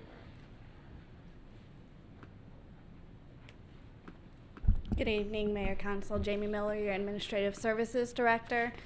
You've seen a couple of things come forward out of our department lately as we look to amend and update and make sure we're aligning what our ordinances and policies say along with our practices. So this restatement includes removing some duplicate language, removing some outdated language. For example, we don't have department heads hired before 1999 anymore, so we're getting that cleaned up and out of here. Also aligning some of the language with some of our long-standing practices and tweaking some things to give the flexibility in the organization, including timing of evaluations for administrative officials, looking at language related to the previous use of administrative leave, as well as some residency requirements possible. How does administrative leave work now, and what does this change? Sure. Currently, the language allows for administrative leave to be granted for up to 3 days. We are proposing that that be made a little bit more stricter in saying that will generally only grant it in half-day increments, not to exceed 2 days. But that's going to be used only in certain, instances So I don't have to with burn work a life. full day because I've got a doctor's appointment in the first thing in the Correct. morning. Yeah. Gotcha. Okay. Council questions? Jamie, what, if anything, does this do to the residency requirement? This doesn't in and of itself change any Okay. requirements for any of the administrative officials. What this does allow the city manager to look at a position by position base with concurrence of council, as opposed to having an overarching sweeping movement for all administrative officials. Okay, so basically on a case-by-case basis, it may come before us that, hey, he will get a concurrence. to tweak it, or So since I've been here, I've hired 4. Every 4 or 5 department heads, and every time you all have individually come up to me, time or time again, and said, hey, if the right person comes along, and so enough of you have come up to me at one time or another and said something about, residency. There's research out there that indicates that the residency requirements that used to be there, and the reason for those no longer exist. We talk about the people on Dunlawton all the time, and where are they coming from? They come from some of our sister cities. So I'm not just going to let all my department heads move out to Daytona Beach Shores tomorrow. But They wouldn't want to. But I would like to be able to have conversations with you all and make that call. Not being transparent, but I want this admin policy to reflect that, and with concurrence. I'm not going to do it without your concurrence. I know where my bread is buttered. Well, yeah. The big issue I have is that I don't want to lose out on somebody who is a wonderful candidate, but maybe in a house where they're upside down on their loan and they're stuck. Well, so think and about this. Therefore, they can't move to Port Orange without an excessive cost or hurt or pain, and it doesn't make sense. So we have somebody that had an opportunity, or possibly had an opportunity, to go elsewhere, but their charter states that position, you shall live in the city, and this person couldn't live in that city, so he lost out. What I'm saying is, we're not gonna get those applications if our policy says you gotta live in the city. So we won't even know. I could get a guy that's extremely smart, a doctorate degree, and a whip in finance and a CPA, and he might not apply because he doesn't want to live in Port Orange. Then again, maybe he does. So I'm just saying, a lot of times those people won't apply, and this gives us a little more latitude Well, that to open doesn't up. stop you from asking the interview question about how do you feel about living in the city of Port Orange, and listening to the response. No, I know how to hire people. Yeah. Exactly. At least we hope you do. And ask them how old they are and all those. La la la la la la la la la. Are we getting into the Oh, he's trying my patience. Title VII What? Civil Rights Jake, Act I- 1964? By the way, ladies and gentlemen, I do know about the protected classes. And Jake, I'd like to say I do concur with you. You do know how to hire people, because we have some very high quality department heads sitting in this audience tonight that were you're doing, and you nailed it. Thank you. Yeah. who hopefully see the Careful, we gotta get see through the enough door. in it for themselves to want to live within the city of Port Orange. Right. But I'd like to be able to make sure that's a personal decision, so that they can love it on their own. And you know, when I got here, the house of my dreams was in Port Orange, and we drove out the gate. And as a matter of fact, before I was here, I had lunch with the Stiltners in this little bastion of perfection, and then Alan Green made it very clear to me that the fly-in was not Port Orange. I said, no, it says so right there. So now I have a garage. The and city manager must reside within now, the city. now I have a garage and not a hangar. Okay. So. What? Questions or comments for either Jamie or the city manager? The, Is re- there the, being res- none? the residency thing is one that I've definitely wrestled with. I'll admit that. I've always just had a very strong feeling that at that level, I want those department heads living in the community, because I always see their homes as an extension within the community and kind of one and the same. And just from somebody who once worked for the city, but when I started, I didn't live in the city. I can just tell you that there was a different feeling when I lived here as well, almost like taking a different level of ownership. So, you know, that's something that I'll probably always wrestle with. I can understand the challenges Jake speaks to. We've had this conversation many times, and I know sometimes it's, you know, kind of, we find ourselves sometimes in predicaments, and, you know, and maybe, I don't know maybe it's, you know, when you're looking at hirees that already maybe live in the greater area of Volusia County or whatever, versus you're hiring somebody from another state. Sure. Certainly I would hope if we're hiring folks from other states that have an option, I'd really like for them to live in Port Orange so that they have that ownership feel, and I think it's a good thing. But I can also see the perspective, because I really do want to make sure that we can hire the best and brightest and most capable folks to serve here in the city. Our residents deserve that. They do. Yeah, I'd go on record and say I'd be open to, you know, having them in a reasonable proximity to Port Orange, something reasonable. You know, not another county or anything, but you know, somewhat reasonable. And so, yeah, we're definitely open for it. Would anyone here in the audience care to speak to this item? Anyone? Anyone at all?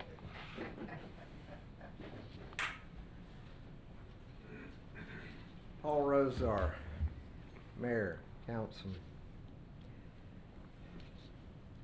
Any jobs, especially to Mr. Johansson, any jobs in Port Orange should be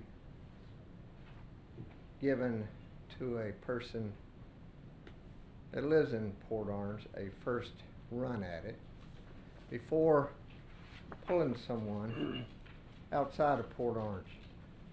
We have many from our schools qualified personnel to fit these. I do not think And no offense, Mr. Johansson. We need to look elsewhere, period. They are here.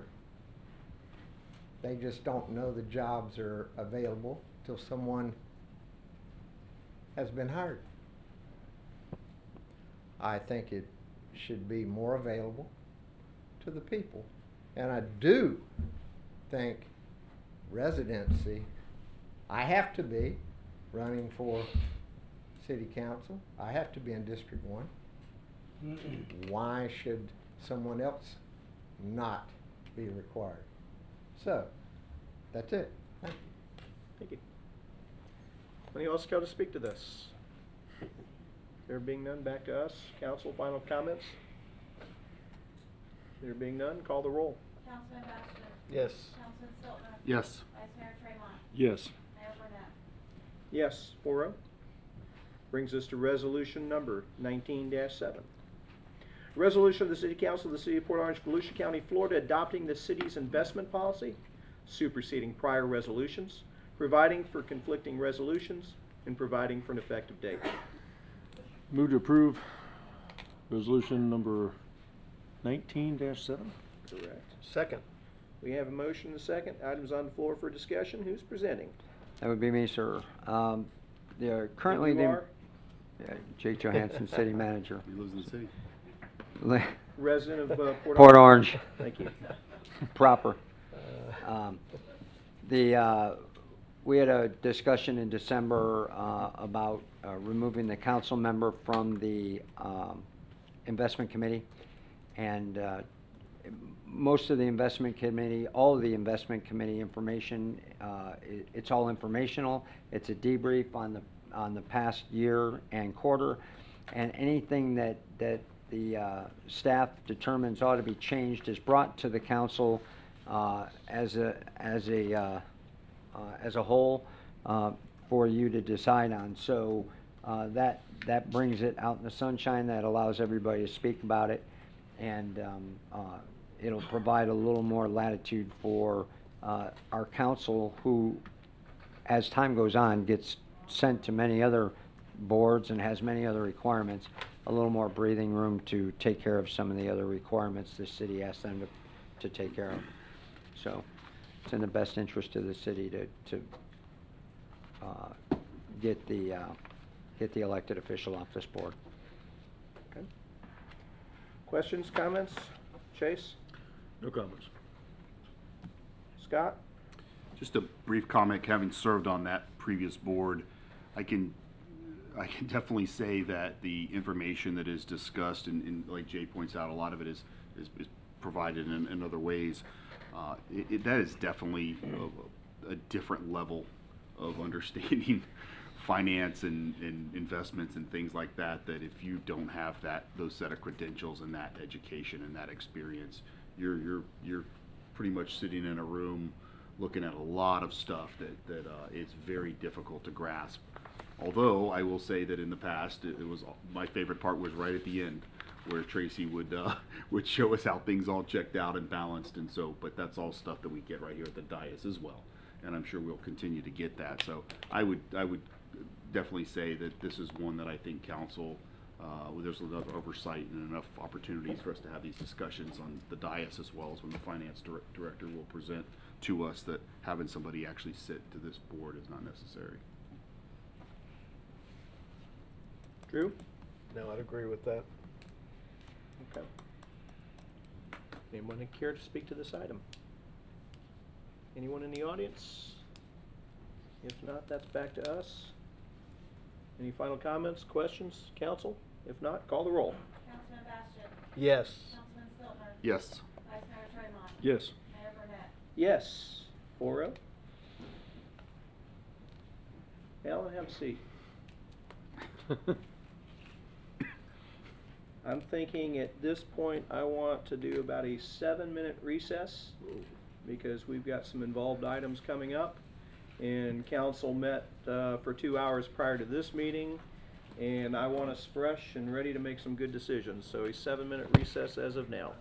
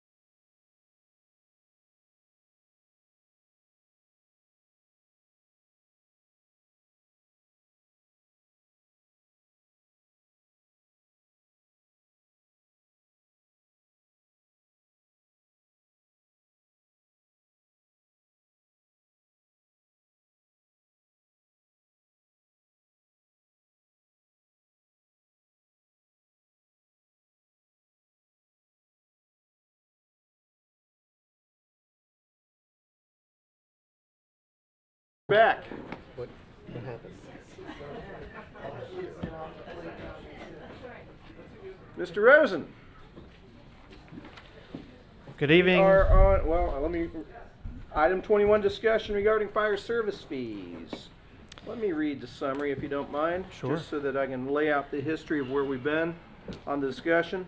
City Council provided direction to staff they would like to consider fire service fee beginning in fiscal year 2020. The original reason for the analysis was the possibility of passage of Amendment 1, which would have increased the homestead exemption and cost the city about $1 million in ad valorem revenue. While Amendment 1 did not pass, adding a fire service fee has its advantages, and council members supported in staff continuing to explore the issue. On December 4th, council approved Resolution 1859, providing notice to the property appraiser, tax collector, and the Department of Revenue preserving the uniform collection method should the city decide to move forward on the fire service fee. And those are the things that we needed to do to preserve our right to discuss it and implement if so desired or not. But regardless, we are at that point today to have that discussion. Good evening, Mayor, Council, Madam Attorney, Mr. City Manager, Alan Rosen, Assistant City Manager. I have some good news, some bad news, and some good news for you. Good news is there's a PowerPoint presentation tonight. Nice. Awesome. Bad news is I didn't really put it together. I can tell. The great news is GSG puts together a mean PowerPoint presentation. So in just a minute, I'm going to bring up Miss Sandy Walker from Government Services Group, who's been helping us through this odyssey. And as the mayor mentioned, this is kind of another step in the process. We're going to give you some more detail about GSG's done some research about what this would really mean as we go forward, what the calendar might look like if we choose to move forward. And so we're going to ask for some direction later on, but keep in mind this is also still theoretical at this point as well. You don't really hit the gavel and charge a fee until the middle of September. So this will be another step in the process. If you decide to do so. That's correct. So this is another step in the process that will help us move along if you so desire that you want us to do this, to work on some ordinance language to be able to even charge it if we wanted to later on in the future. And to keep in mind, as you mentioned, Amendment 1 did not pass, but there is House Bill 51, Senate Bill 202 that's going through right now in this legislative session that seeks to increase certain exemptions by 10 times what they are right now for all cities and counties in the state of Florida. This is a pretty common occurrence if you follow what happens in the legislature every year. You've heard the term death by 1,000 cuts, right? So this is just another one of those cuts. Every year we're facing these sorts of things, and you put them together 5-10 years down the line, it inhibits cities and counties' abilities to raise their own revenue or decide what they want to do with their revenue. So without further ado, I will bring up Ms. Sandy Walker from Government Services Group to shepherd you through this, and we'll get back together afterwards. Well, when the PowerPoint page count was under 20, I knew it wasn't yours. Oh, you do long ones? Okay, now, so I've not used this one before. Do I just hit the button? Okay. Oops, sorry. Good evening, Sandy Walker with Government Services Group. We started with the city, I think about October or something like that. We've been doing a lot of analysis. Your staff has been awesome to work with. And so we're here to give you our findings today. First, let me tell you a little bit about Government Services Group. We've got offices in Tallahassee and Longwood. We've been in business for over 20 years. I have worked with them for over 15 years. We have created some of the first special assessments. We've helped to write the law. We've been expert witnesses in the courts on this. Camille Tharp, our senior vice president, was an expert witness in Boynton Beach versus Desiderio case, which you're going to hear throughout the presentation. I have been designated as an expert witness on stormwater assessment programs. We've done over 250 assessment programs in the state of Florida and over 100 fire assessments. So we know what we're doing. We've worked throughout the state of Florida, like I said. We have over 100 clients in Florida. You can see where we've worked in the state, 75 cities, 32 counties, and over 10 special districts. So what are the purpose and goals of a fire assessment? First and foremost, it's to generate revenue for fire protection services. It's a stable revenue source, unlike with the market values going up and down. Typically, it's a stable revenue source. It provides diversification, which is good for you to have. It broadens your tax base.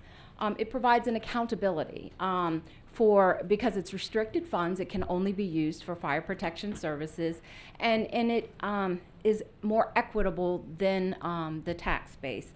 There's a lot of different patchworks for exemptions with taxes, which fire assessment looks at how much it costs to provide these services to each different types of property and charges them according to what it costs to provide the services. Some of the, just so you understand, you have about 21,000 single-family residential parcels in the city. I think just under 21,000. And the average, now average can be skewed a little. You got some really high and some really low, which kind of sometimes throws it a little bit off. But the average market value of those 21,000 parcels is about $175,000. But your average taxable value for that same set of parcels is about $100,000. So there's just a little bit of inequity. Some of it is the homestead exemptions, but there's also other different types of patchwork of exemptions that go on in the background. So what is a fire assessment? Well, it's a charge imposed against properties to pay for fire services. Fire services include things such as fire suppression, fire prevention, emergency management response, and safety education. It does not include things such as EMS above the level of first responder. It does, in other words, you have ALS, so it would not include those type of ALS services. A fire assessment is a home rule revenue source. So therefore, you have to follow case law requirements. There are two case law requirements that have to be met. First, it has to provide a benefit to property. The courts have said fire services, again, up to the level of first responder, do provide a benefit to property. And then the second part is it has to be fairly and reasonably apportioned. It has to make sense how you charge the properties, and that's what we look at when we develop your fire assessment program. The apportionment methodology that we used for your fire assessment program is court tested and approved. It's the most widely adopted throughout the state of Florida. About 90 to 95% of the programs in the state of Florida use this methodology or some type of this methodology. And the reason it's called the historical demand methodology is because it's based on the historical demand, the type of demand that the properties are putting on your fire department. And it's based on the initial response, so it treats all calls equally. And again, this methodology has been reviewed and approved in the Desiderio versus Boynton Beach case by the 4th District Court of Appeals. So part of the analysis is we have 4 main components. The first component is we look at what your service delivery is. You have ALS with transport. You just started the transport this year. And we look at the fire flow, because the ALS with transport will tell us, is there an EMS component or not? And you do have an EMS component, and I'll tell you how we're going to deal with that in a minute. Then we look at the fire flow and the apparatus that you have available in your city. And based on the NFPA standards, National Fire Protection Association standards, and your resources, you have enough resources to put out a fully engulfed fire in a non-residential. So you have no square foot cap. So there's not a cap on the square foot non-residential parcels. And then we look at the benefit area. We look to see what service delivery do you provide? What area do you provide? And you provide it in the entire city of Port Orange. Sometimes there may be an enclave that you can't reach or anything like that, but you don't have that here. So everybody in the city benefits from your fire protection services. The second component is we look at the budget, and we allocate it between fire and EMS or ALS. And I'll get to that in a minute. The third component is we look at the call data, and we see who's demanding what type of resources from your fire department. And the fourth component that we look at is the property data. We look at every single property in your city to see what kind of dwelling units are on it, how many parcels there are, whether they're vacant, what the square footage is. We look at all of that based on the property appraiser's records. So the we like to develop a 5-year assessable budget. Instead of going up and down, we like to smooth it out and get a 5-year average rate. So we took a 5-year pro forma budget that was provided by the staff. We also included of all expenses, and then we went through it line item by line item, and we applied factors to each line item or actual direct allocations on each line item, using the methodology again that we used in the Boynton Beach Desiderio case. We said, okay, what does this run? Is this running off of staffing? Then it gets an administrative factor. Is it running off of the amount of calls we're running? Then it gets an operational factor. So we went through your budget line item by line item, included the 5-year capital improvement plan and your increased transportation cost and miscellaneous assessment expenditures. To get your total net assessable expenditures. So out of your total $11.8 million expenditures that you have for your fire department, about 65.78% of them can be funded through a fire assessment, and 34.22% are for the EMS and ALS. That's not just the transportation, but it's for all your ALS services. So that net 5-year assessable budget that you can fund, the maximum you could legally fund through a fire assessment would be $7,940,484. So then the cost apportionment. This is the call data analysis that we do. We look at your whole universe of calls. Now when your guys go out, your fire department goes out on a call, after the call they complete an incident report. And what they assign different categories to it, a situation found code to it, of what type of call that they went on. And that we look at all of those to see, is this an EMS call or is this a fire call? And since we're not including any of the EMS expenditures, we cannot include any of the EMS calls. So we exclude the EMS calls from this. Now, then what we do is we look at, they also assign a fixed property use code.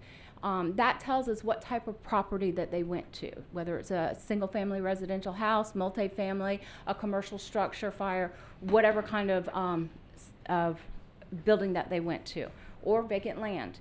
And so what we did is we did our analysis, because this does not include EMS calls, so we did our analysis based on the fire calls.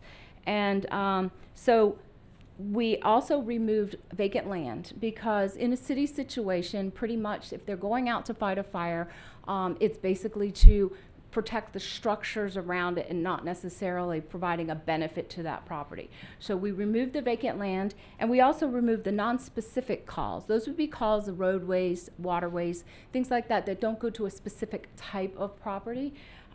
So out of the specific fire type calls, and that would be fire up to the level of first responder, you ran 1,711 calls. 1,230 of those calls went to single family residential. So that was 71.89% of the calls went to single family residential. 8.88% went to multifamily residential, 11.81% went to commercial, 1.29% went to industrial warehouse, and 6.14% went to institutional. So what this tells us is whatever budget you decide to fund, whether it be that $7 million budget or $1 million or $100,000, that budget needs to be sliced into this pieces. So if it's $1 million, 71.89% of that $1 million budget needs to be funded by single family, because that makes it fair and reasonable, because that's the demand proportion. And that's important, because sometimes people will come back and say, well, we like the residential rate, but we want to change the commercial rate. And it's like, no, because that would make it not proportionate. So institutional, just so you understand, institutional includes things such as schools, churches, not-for-profits, things that you think are for a community good and not necessarily a business venture. Okay. So that's those types of properties. The parcel apportionment, again, we got your property appraiser's data. We looked at all the parcels in the city, and we took out all the vacant all the vacant lots because you're not charging vacant. Then we looked at all the buildings on all of the developed properties, and we saw how many single family you have, and we do that based on a dwelling unit. And then multifamily is also based on a dwelling unit. And then non-residential would be based on a per square foot basis. And again, there is no cap because based on your NFPA standards and your resources, there's no cap. So non-residential would include things as commercial, industrial, warehouse, and institutional. So now that we've got all the components, then it's a math problem. So based on the 100% accessible budget, the $7.9 million budget, and the 71.89% for single-family residential, that would mean that the single-family residential rate category would have to fund $7.8 million. And then you divide it by the 24,156 dwelling units to get a $237 single-family residential rate per dwelling unit. Multifamily would be $182. Commercial would be 20.6, and we carried it out 3 decimals, although, you know, if you go in the store, it's only 2 decimals, but we carried it out 3 decimals because when you start rounding up that last penny, it can put an impact on the non-residential. So that's why it's rounded out to 3. That'd be per square foot? Per square foot, 20.6 cents per square foot for commercial, 4.4 cents per square foot for industrial warehouse, and 24.5 cents per square foot for institutional. Now, that's not to say that I think staff is going to recommend or you'd want to go to the 100%. We're just telling you what the maximum, the maximum is that you could. I know. We have to tell you what your cap is, and then we get that down to, okay, here's some more sensible, options, scenario options. So funding 33.3% of your budget would mean that you would fund about $2,476,000 net. So that would be a $79 single family residential rate, $61 multifamily, 6.9 cents for commercial, 1.5 cents for industrial warehouse, and 8.2 cents for institutional. Now that would be a gross revenue of $2,644,000. But then what we do is we give you your estimated buy down. Now, what's a buy down? You can make, as a policy decision, you can decide whether you want to charge other government properties. Now, if you're collecting it on the tax bill, which is what this has been designed for, not necessarily you have to, but they don't get, government properties do not get tax bills. So you couldn't put it on the tax bill. So, and you can't lien a government property. So you do have a little bit of a collection issue when you want to charge government. But it's a total policy decision that for you to make. The institutional tax exemption is a 2-prong exemption. That would be for those parcels that are wholly tax exempt, so they pay absolutely no taxes. But then the second prong would be, but the building is of institutional use. So therefore, if you've got a church property that has the church building and then a single-family residential house in the back, they would pay for the single-family residential house, but not the church building. So the reason we give you the buy down is because you can't shift the burden. You can't say, okay, we're gonna exempt them, but we want to still get that $2.6 million at the end. So let's shift the burden to the other people. Let's just put a couple more dollars on everybody else and be done with it. You can't do that because then that would make other people paying their disproportionate share. So if you are going to exempt them, you have to pay for them with other legally available funds, such as the general fund. If you're not funding at 100%, and you're funding the rest of the budget, the fire department budget, through the general fund, it kind of becomes a mathematical issue. So the $79 residential rate would generate $2,476,000. And then since it's easy to tell, you know, oh, every dwelling unit is this, it's kind of easy to do the math on those. But you don't always know what the impact is on the non-residential because they're such varying sizes. So what we like to do is we like to look and see, well, what is the average size of your commercial average building? It's 6,890 square feet. So at the $79 single-family residential rate, the average commercial building would pay $475. The average industrial warehouse building is 7,387 square feet, so they would pay $111. And the average institutional building is 10,959 square feet, and so if that building wasn't exempt, it would pay $899. So then the 21% is $50 for single family, $39 for multifamily, 4.4 cents for commercial, 1 cent for industrial warehouse, and 5.2 cents for institutional, which would net you a little bit more than $1.5 million. I can go through and read all these, but I think everybody can kind of read them now that we kind of walked you through of how to do them. So this just gives you some different options, you know, for whatever you're trying to accomplish. We're trying to, you know, accomplish an extra $1 million, then you'd go with the 14.75% rates or whatever you decide that is appropriate for the city. Implementation schedule. Now again, this is for the tax bill collection method. You've already adopted the resolution of intent, again, on December 4th. That is non-binding. It doesn't require you to go forward with a fire assessment. It just basically is a placeholder that says to the property appraiser and the tax collector, we're thinking about this, hold a space on the tax bill for us. If we don't go forward with it, no harm, no foul. Tonight is the workshop where we're presenting you all of the information, so you get to make the hard decision of the policy decision of what you want to do. If you do decide to even continue to consider it, you would have to amend your ordinance to allow you to charge a fire assessment. Again, you can go forward with amending your ordinance and getting that ordinance in place that allows you this type of funding for your fire department, and never go forward with a fire assessment, but you just have it on the books that this is available to you. But if you do decide to go forward, then you would have the first reading and the second reading and adopt the ordinance. Then you would have to adopt an initial assessment resolution. That initial assessment resolution, similar to when you set your millage, would be whatever rates you put in there would be the maximum amount that you could consider.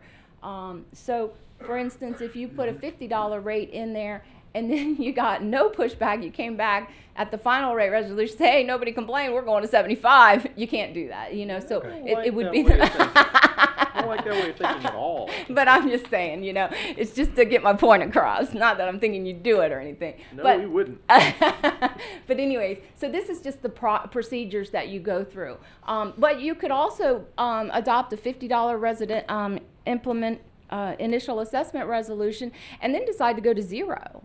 And they wouldn't charge anything, and that's fine too. So it doesn't require you to go forward. It just keeps the option available for you for this year. And like Alan said, the statutory requirement for when the final rates have to be adopted and submitted to the tax collector would be September 15th statutorily.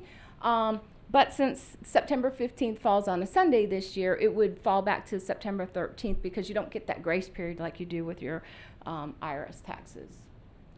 Policy direction, you know, you guys are going to have to decide whether this is a good idea or not, whether you want to keep moving forward or not. At some point, not tonight or anything like that, at some point you're going to have to, you know, decide, well, what rates look good, and exemptions, what type of exemptions, and any other issues that you feel are appropriate. And I will be happy to answer any questions. I'm sure that there will be some. Whenever you try something new or different, certainly there is some risk involved for us. For my part of it, if you guys want to move forward with this, the positives, of course, is anytime you as a business entity can diversify your income stream and keep that option box open, I think that's a good thing. But I wouldn't want to proceed at anything but the absolute most modest level for now. And I'm looking for revenue neutrality, knowing that if we raise $500,000, $1 million, whatever it is that we're looking to do, that through this, then we're not taking that out of ad valorem. So there's a plus minus thing that washes that out. The other thing that this also does is that let's also keep in mind, if we're charging $25 a household, yeah, we might be reducing their tax bill by $25 to make up for it, but there's still 1,000 homes in Port Orange that don't pay taxes. They don't pay ad valorem taxes, I should say. Yeah. This is a non-ad valorem tax that they would be responsible for. Another reason why I would want to do this at only the most modest level possible to start, because of the impact on them. But I also know that they use our services, particularly this one. Yeah. You know, we had 20,000 emergency calls last year between fire and police. I think that was the number. Yeah. I think everybody should contribute something. I don't know. What do you guys think? Questions? Why don't you start with Drew? I'm fairly familiar with this. You know, we had meetings with Alan, and he gave a presentation, you know, based on what you guys told him. For clarity for the people that are watching and the people in the audience, can you explain, and kind of based on what the mayor said, the cost neutrality, what happens to the millage rate and the taxes if whatever percentage is approved, how is that going to affect their tax bill? We can help you. It's not. We're going to change that. Yeah, you would. This is something separate from millage. The mayor said neutrality. So right now, I think a tenth of a mil is about $268,000, if I recall. Okay. So whatever, if you assess at $268,000, it's a tenth of a mil that if you're looking for neutrality, that you could. So that would come off. It could. Yeah. It won't. It could. Yeah. You can keep the millage rate up and add the fire assessment fee too, if you want. You know, so there's a lot of options. I understand based on our conversations the past, you know, six to 8 months that the intent is offset. So I got that. So whatever you want to do, what you're doing is, and the mayor hit the nail right on the head. You are softening the blow to the millage rate, and you're you're spreading it out among 1,200 extra people that weren't paying ad valorem last year. I got you. Who the people who were making up the difference for? That is correct. Yep. That is correct. If that's the route you decide to go. Okay. What else you got, Drew? Roll back one slide here. Just want to check something. I'll come back to you, Scott. Okay. This is a discussion item. I can come back. Sure. So if you would speak to for just a moment, I know you guys have been involved with quite a few cities that have evaluated this. Some have probably decided to move forward with it and some haven't. Can you speak to your experience of what you've seen as to why cities have decided to go this route and as why other cities have decided not to go this route? It's diversification, definitely diversification and stable revenue stream. With your millage, it's up and down, your market values are up and down and everything. I know in 2008 when the market tanked, those cities in Broward County, most of the cities in Broward County have had fire assessments in place since the end of the 90s. And they were very happy that they had that ability to have at least some of the fire department budget as stable, because you know, a $25 per household, it gives you a stable revenue. It's not like you're looking at seeing, well, what did the values change? How did the values change? So it's kind of a stable revenue. As long as you keep those rates the same, it's stable. Unless you get a good growth, and that's not a problem usually, and then you have more houses or more parcels to pay. And then why have cities not decided to do this? They just, a lot of times, people go too high. They really, sometimes staff will recommend 100% or nothing, and they get nothing. To be honest with you, we don't recommend it, but I've been in situations where they've recommended it, and it didn't work. I know in the city of West Palm Beach, they had a lot of support. They did a nominal $25, and this is in 2008 when nobody was budging on anything. I'm sure you guys were in that same situation here. But they actually had people that were really in support of it because they had specific needs that they needed to accomplish that weren't going to get accomplished any other way. And so people really supported $25 for our fire department for all they do for us. And they, like I said, they had specific needs, and they've kept it at $25 until last year when they went up to $50.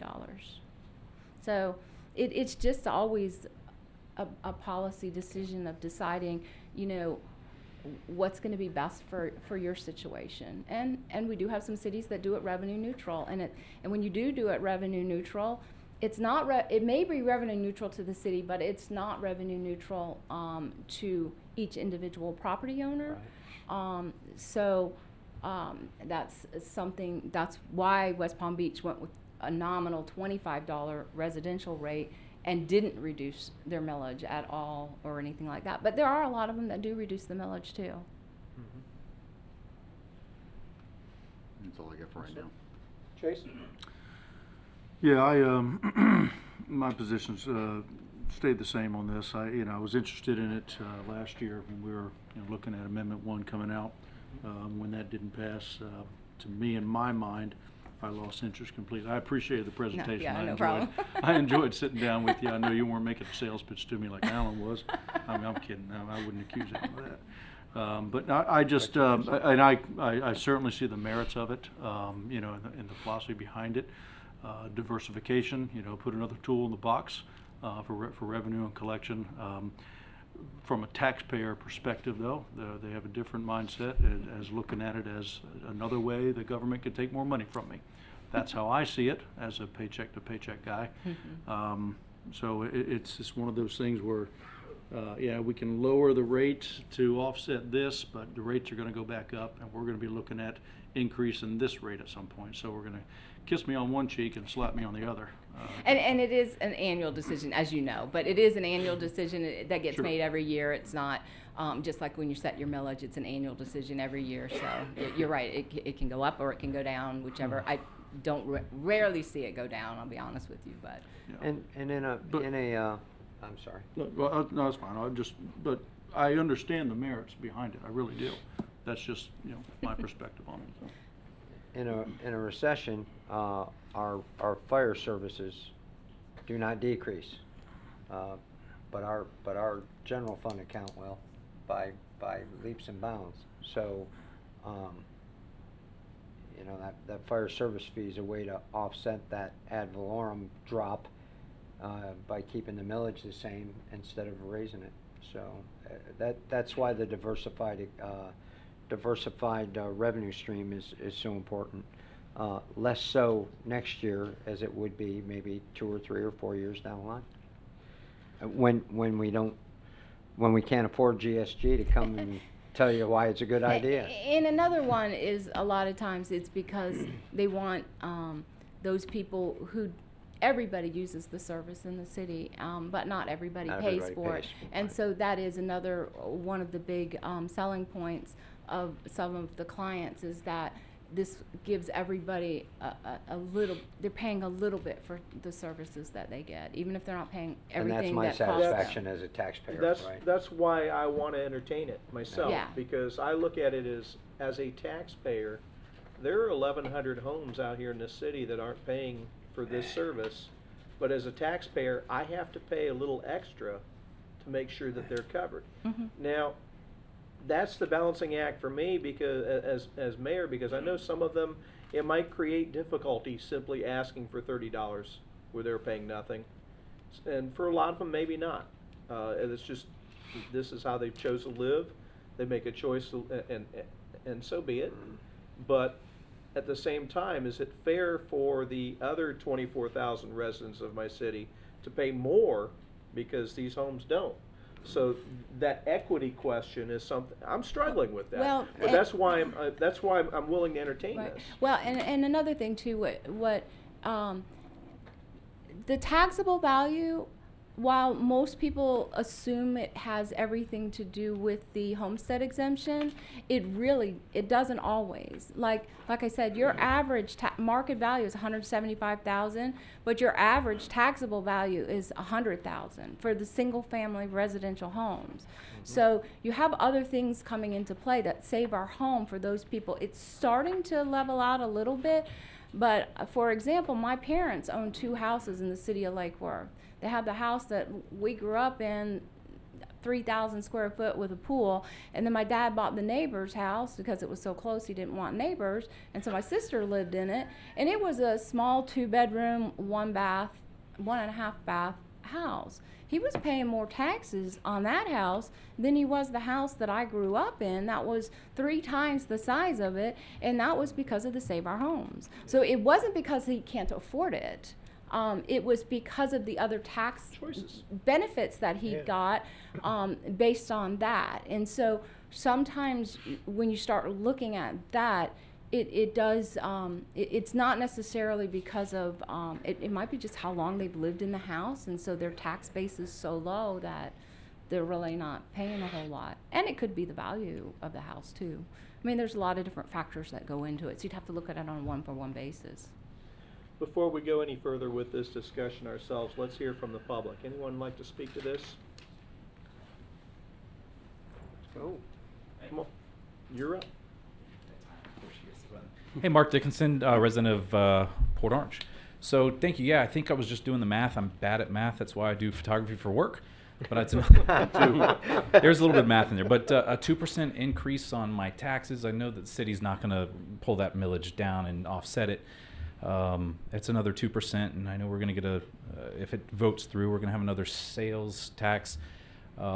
There's no real industry. Like, again, I'm thankful for what I do for work because I do have a good industry in that, but we don't have a real good industry here in Port Orange, and we're just going to tax ourselves to death. I think that's the whole problem with it. There is I fought just recently to fix some tax issues with our Save Our Homes, and we've got our deeds squared away now, and thankfully that we don't have to pay as much taxes for it in the next round. But yeah, I don't think at any time, but the lady said that about you bring it back down. I don't think I've ever brought my prices down. They've continuously increased, and I don't think any city is going to do that either once they say, well, let's back it back down. Once you get the money, it's just like that since 2008. You get the money, it stays. It just constantly increases like that. You're not going to give it back to us. So hopefully we do this responsible because we got more taxes potentially coming, and I don't want to be taxed out of living in Port Orange either. I kind of like it. So thank you. Appreciate it. I mean, that's a consideration for us as well because, quite frankly, our costs of generating the service for the city do not stay the same from year to year. Our costs of providing the services that our citizens expect go up every year. So this is not easy. Who else? Do I see? Who are you, sir? Haven't heard from you tonight. Come on up. Actually, I'm going to give this to the gentleman that just talked. He hit it on the head. Everything he said was what I thought I would say, but it's a struggle sometimes. Everybody's been to the bottom, and then you go to the top. But when you're on the bottom and taxes hit you, it can be devastating. Yeah. And as the gentleman said, when you're on that, maybe you can, if you start the tax, it's always going to go up. It's never going down. Mm-hmm. So of course not. The cost of providing the services never go down. Absolutely not. But we already pay tax for our fire services. We Not already do everyone. that. It's already there. Not everyone. Well, if you're a homeowner, you do. No, you Not don't. everyone. Not everyone does. There are 1,200 homes in Port Orange that pay no taxes. Zero. Really? That's Yes, what sir. we're debating right now. Well, I guess I just learned something new. Yeah. But all I'm saying is, I go with the gentleman that was just up here, and I agree with him. Thanks, Paul. And I think that's my struggle with this, is Yeah. that we've got a lot of residents that don't, and those of us that do pay extra to cover them. Yeah. But the last thing I want to do is have somebody lose a home because they can't pay a $30 tax bill. So that's the balancing act here. This is what we're struggling with. This is what we're talking about. Robert, come on. Mayor, council members, Robert Reinhagen, Port Orange.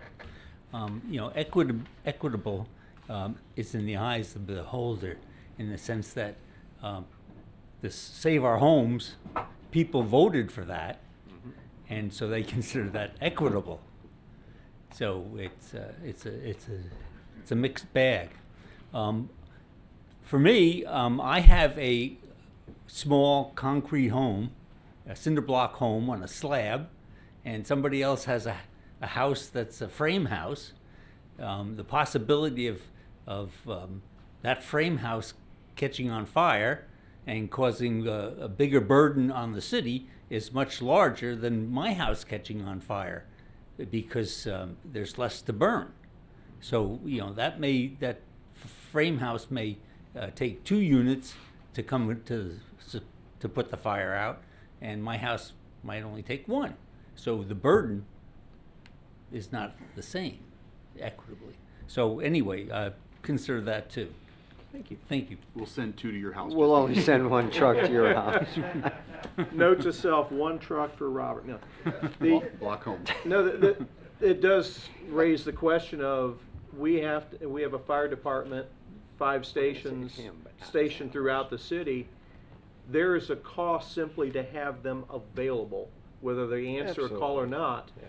You got to know, and if you don't have fire services, I can't imagine what your homeowner's insurance would cost, because there is an element of your homeowner's insurance, the fire portion of it, based on the availability of service. So there is a cost simply by having it available. If they answered no fire calls in a year, first of all, I'd say thank you.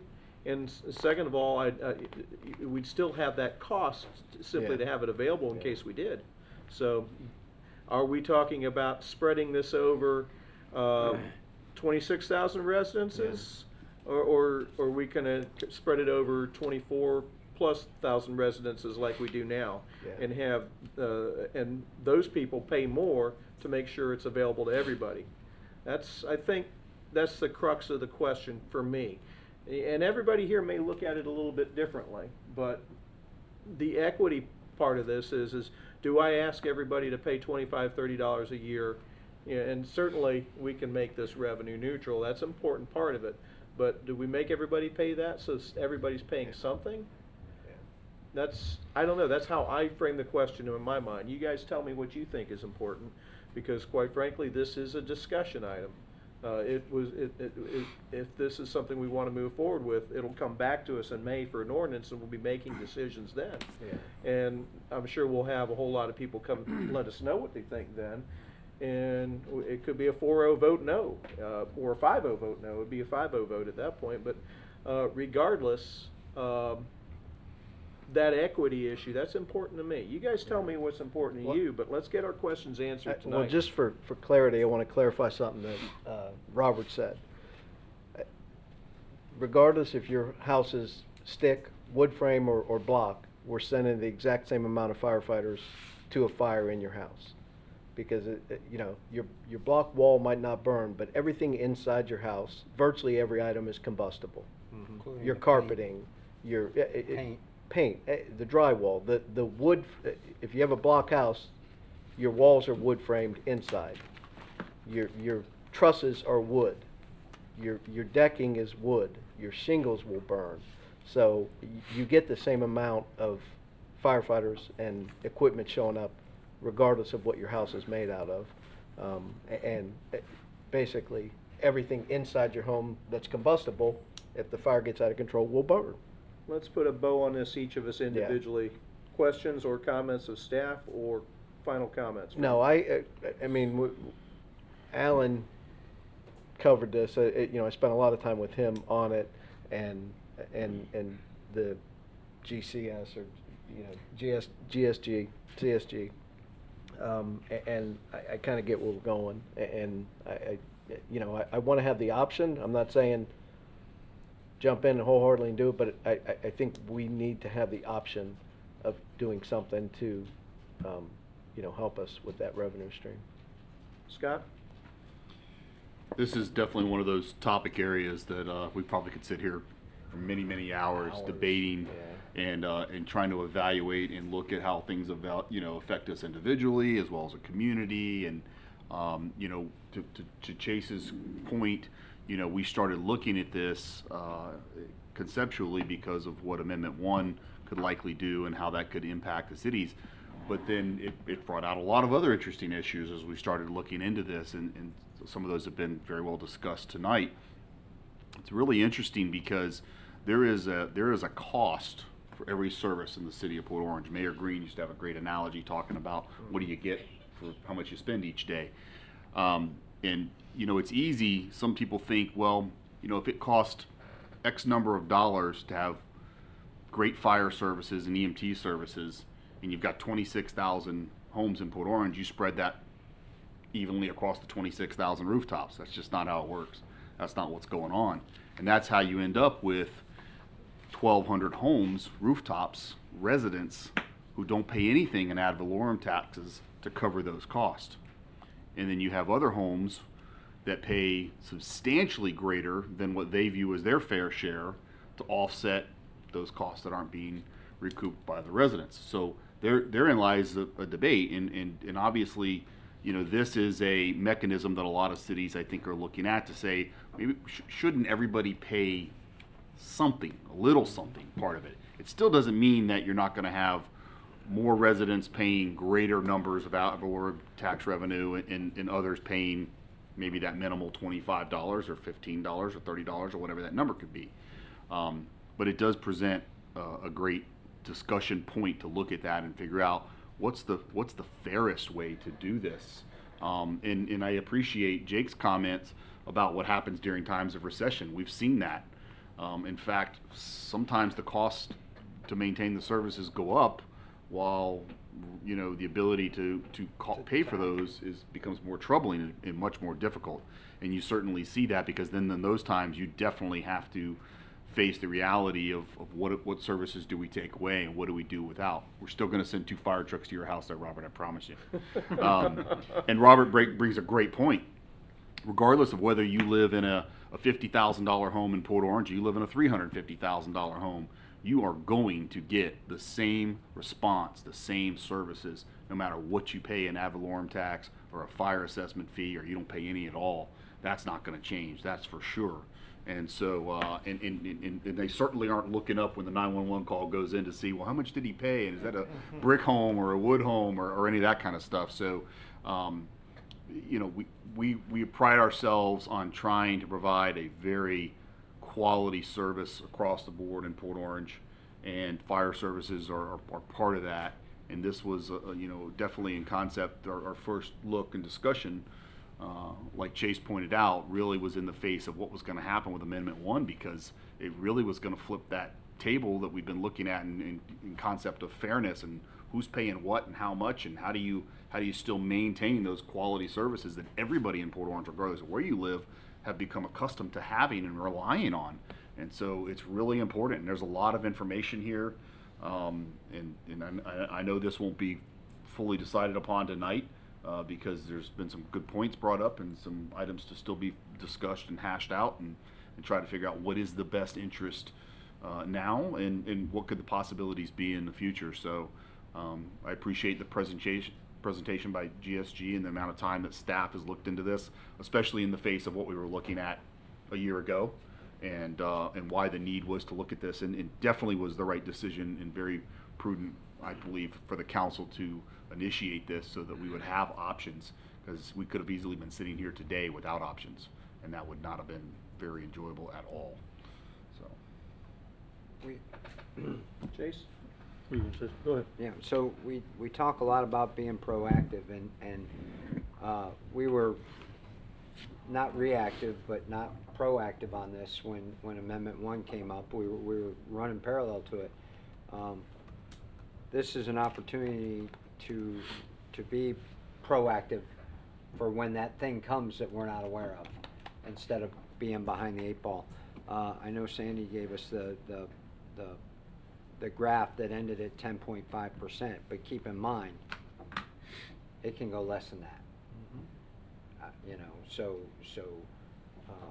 it doesn't have to be that detrimental to those, like the mayor said, to those non-ad valorem payers at first, and that will give us a tool to flex if and when we ever need it.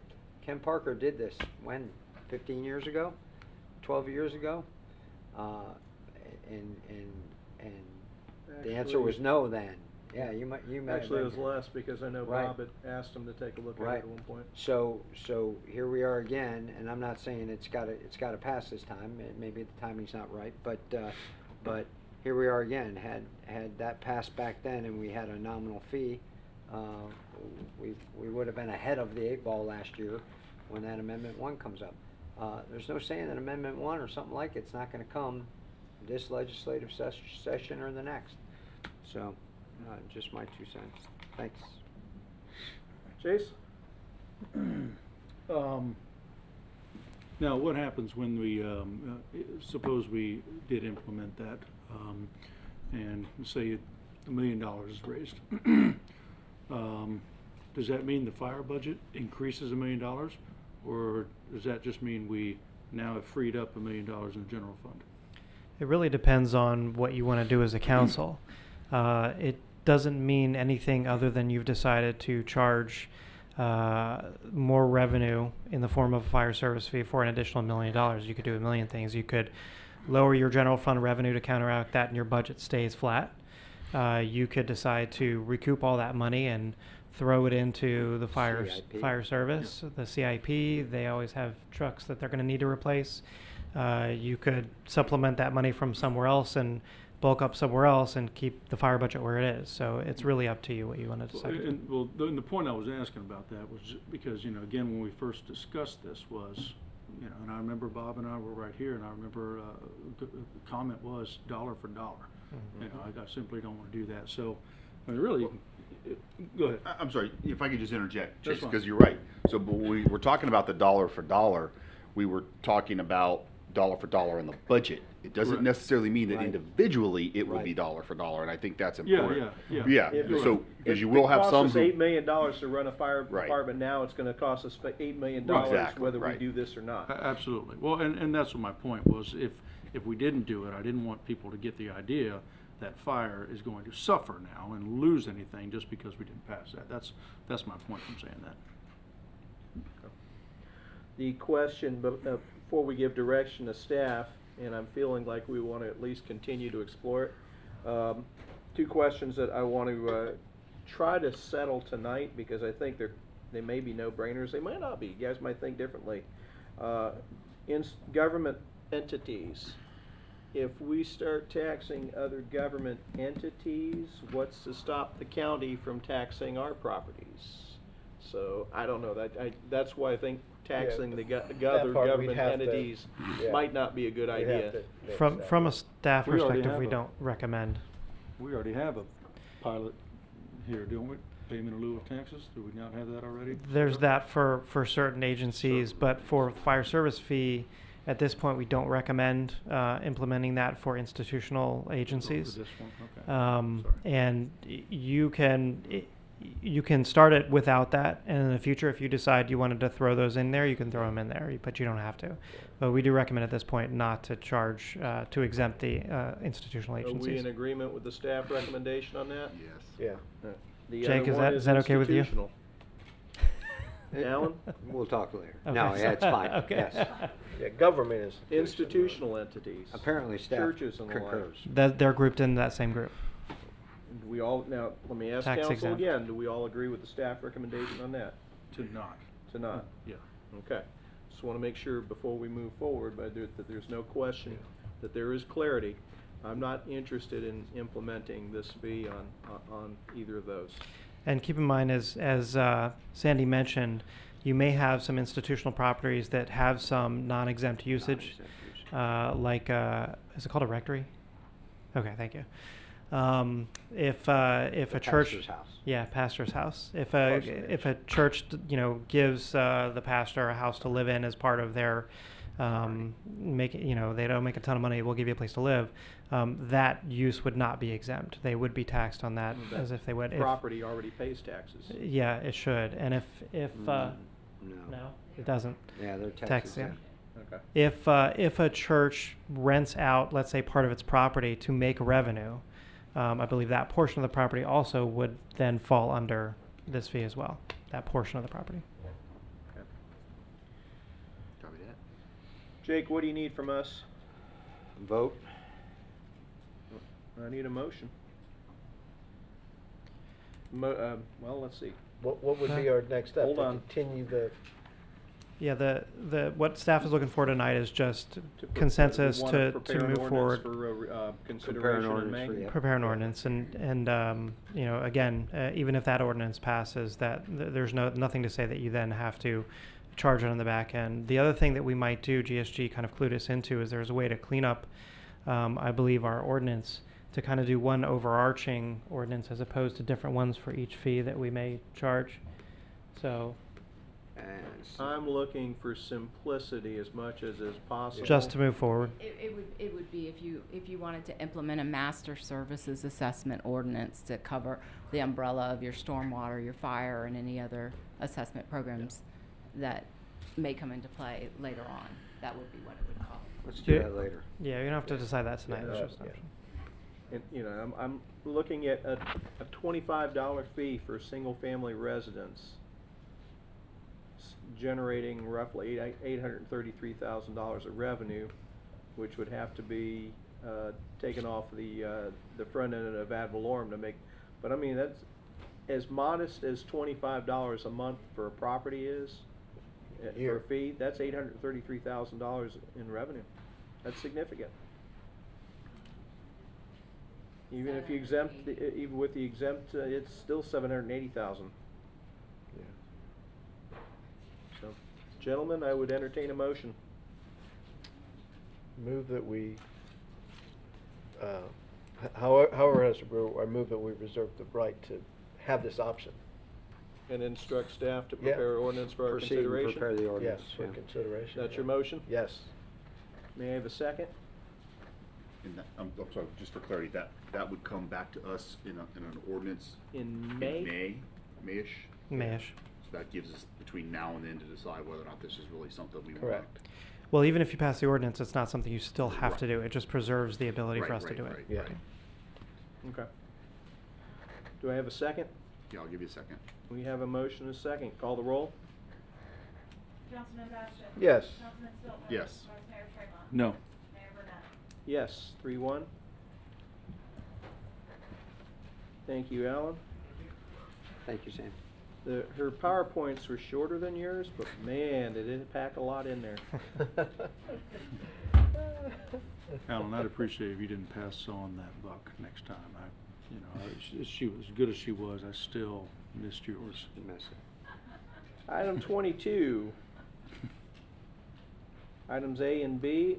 Item A is ordinance number 2019-10, amending the city's regulation of dangerous dogs. An ordinance of the City of Port Orange, Volusia County, Florida, amending Chapter 10, Section 10-3, Code of Ordinances to revise the definition of dangerous dog, amending Section 10-9, Code of Ordinances regarding the confinement requirements for a dangerous dog, amending and providing for repeal of conflicting ordinances, providing for severability, and providing for an effective date.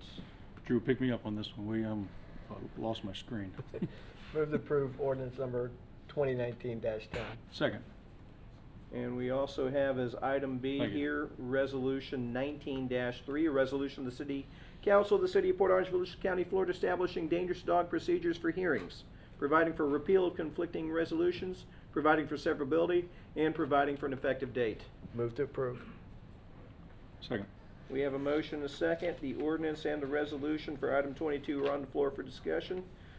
Who's presenting? I'll be happy to answer any questions you may have, Mayor and council members. This ordinance is primarily to strengthen the language as it relates to confining a dog that has had the dangerous conditions exhibited. This makes it clear what the owner must do to secure that animal and hopefully keep the animal out of trouble again. Because if the animal is not secured, the owner's in trouble and the dog could lose its life.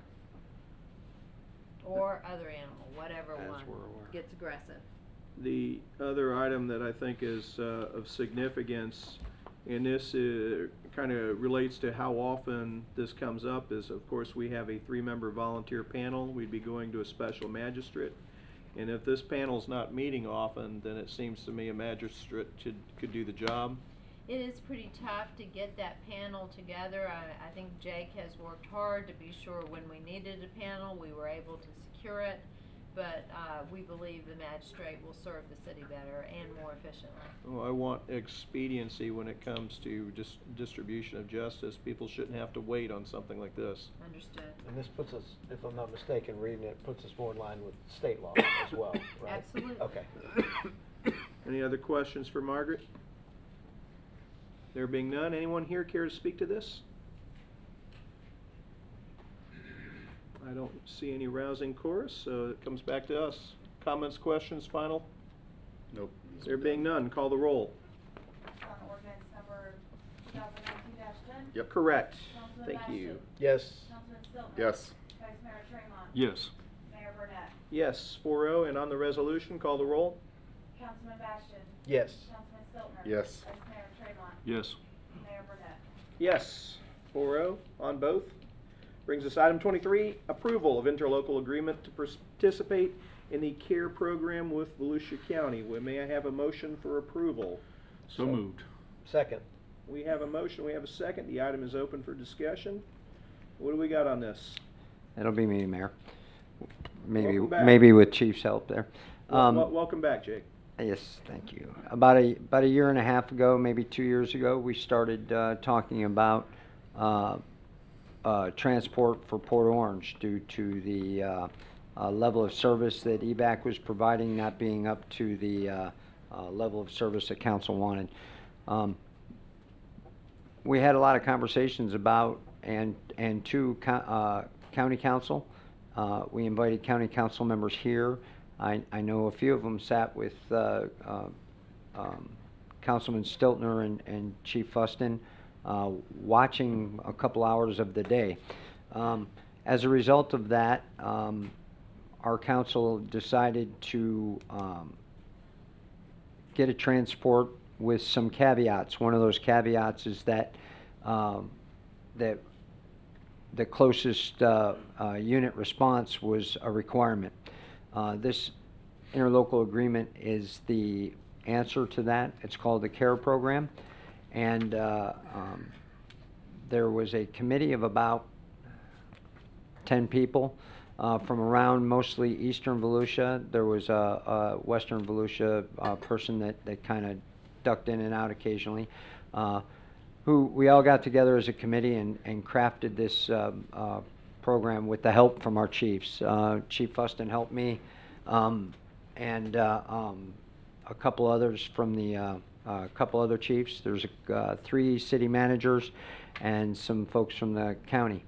Most of what this city has requested of the county or demanded that they do, the county has provided. This is the CARE piece. You saw a $5 million proposal. Whether that gets approved in the budget or not, I don't know, but a $5 million proposal to upgrade EVAC. They have some BLS transport. They have some inter-hospital transport now that's separate from the EVAC units.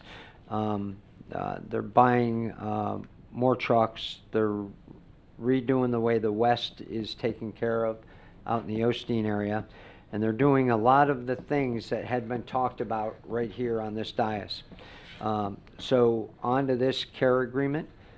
This care agreement is written by mostly practitioners, the people that I mentioned on this committee earlier.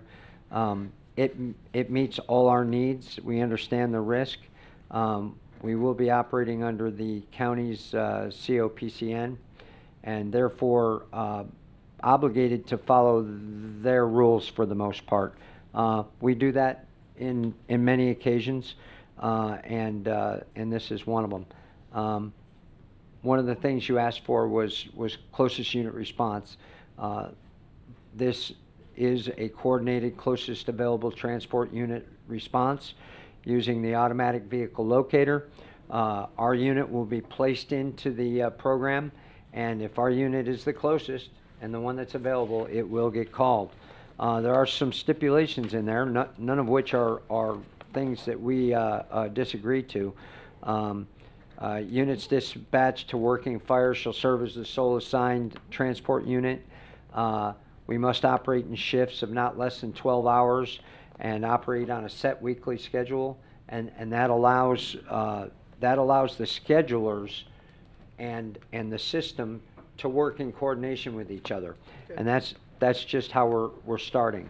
I know Deltona wanted to have one 12-hour unit and one 8-hour unit.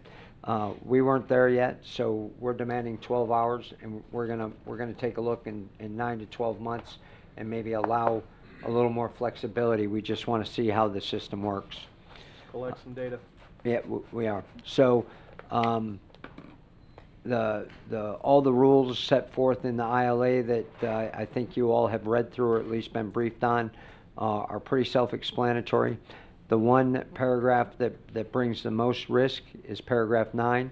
It says, as determined by the Emergency Medical Administration Division, failure to satisfactorily comply with any provision of this agreement may result in forfeiture of reimbursement related either to the transport event in question, one-time event, and or the duration of non-compliance. So the city has an obligation to comply, and we've agreed to comply by signing this agreement. And they have the right to ask us to forfeit or give back if they find out we're in non-compliance. The good news is below that, item I's through 1 through 4, if you will, there are first offense, second offense, third offense to anything that happens here. So if we have an infraction, we're going to get a warning, we're going to know to remediate and retrain and get better so we're not out of compliance. I think the other risk mitigator we have here is this is a government-to-government contract, and I don't think that in at least the current situation, and again this is going to be reviewed in 9 to 12 months, that we're not going to be slapping each other in the face, asking for money here and there, and doing infractions left and right. They don't have time for that. We don't have time for that. Nobody's got the energy for that, and there's a lot of people motivated to make this ILA work. We really want it to work. Let's face it, that's based on their minimum standard of care. It is. Which our minimum standard of care should be higher. Well, we're trying. That's the goal. Right. So we would like to move forward with this, and I've talked to most of you. You understand that I understand the risk. I think Matt Jones has provided you all some a document with his assessment of the risk. I've talked to him, and I understand where the city attorney sits, and they understand where I sit. But you need to be educated on both sides, and so I hope you are now. Mayor. The only comment I would have at this point, I think you've been well advised by Matt. Mm-hmm. I would encourage you to watch the process extremely closely. I know Jake has. He's been very involved and will continue to watch it closely. But if something gets a little out of queue, get it quickly and get it addressed quickly. Don't relax. Stay with it. Participate and be very involved and look at the records. What's the length of this agreement, just in case, let's say we decide we want to get out? What's our time frames? We have to give 90 days. Yeah. Okay. Is this something you have to renew annually, Jake? Annually? No. No, it stays effective until you Got it. give notice that you wish to terminate. Okay. Okay. Thank you. It's like an open employment job. One thing that I've got to say, that if we're going to try a service enhancement in fire and emergency services, I believe we've got the right guy to make it happen in Chief Fuston. Because he is not just invested in this from a professional standpoint, but I think he's emotionally invested in making this happen to the best of our ability. And if it doesn't happen, I trust our city manager to hold him accountable to fix the problem, and they'll work the problem, because the whole idea of doing this in the first place is a service enhancement for the citizens of Port Orange to get what we weren't getting. Comments, Drew? You got anything to add? I'd agree. I don't have any doubt that Chief Fuston and the staff over there will be on top of this, and if they see a problem, it'll be addressed and corrected immediately. And so I have no qualms about this Accountability being in the ranks. Yeah, and I So- know we can be successful in it, and I know we got the staff to make it happen. So that paragraph 9 was written because there was some, and I don't know how far back, Yeah. but there was some monkey business where, let me paint the scenario for you. The box is over at 73, and you're getting calls, and every one of your calls is to a non-rate paying call, if you understand where I'm going. And so 2.5 or 3 hours into your 12-hour shift, you're like, I'm busting my you-know-what over here, and I'm not going to make $1 today. So they kind of go offline. 12-hour block, all of a sudden you're down 1 unit, right? Yeah. So they call out oil leak in the engine. So you're kind of manipulating the system and putting the county's dispatch in a bad way, because you're kind of cherry picking the runs, and we are closest available. Yep. We're up for 12 hours. We take what we get. Yep. Good with the bad. So Absolutely. you know, and like you all said when we first started this is about saving lives. This is not. We're not doing this to make money. Yep. We're doing it to save lives. So. Well, and the bottom line is that we answer these calls anyway. We show up anyway. And instead of answering these calls and saying, don't worry, I'll wait with you, the ambulance is on its way, we're going to say, let's go. Right now. We got you. We got this. And that's what it's about. Any other questions, comments? Just a couple quick comments. This is one of those issues, it seems like we've really been talking about a lot from the dais for the last 2.5 years. And we've had a lot of discussions off the dais as well with our counterparts around the county and with the fire chief and other cities, trying to figure out what's in the best interest. And for I guess my comment to that would be that, when we first saw this as a major issue of concern and we were talking about it, not everybody saw the same concern we saw. And I will tell you that it is somewhat relieving that recently that light has definitely come on, and that a lot of folks around Volusia County see the same concern now. And so I am very happy that we are finally able to get this going for our residents and make this added measure to what Jake points out is really just comes down to being there to heighten the possibility of saving lives when it's needed.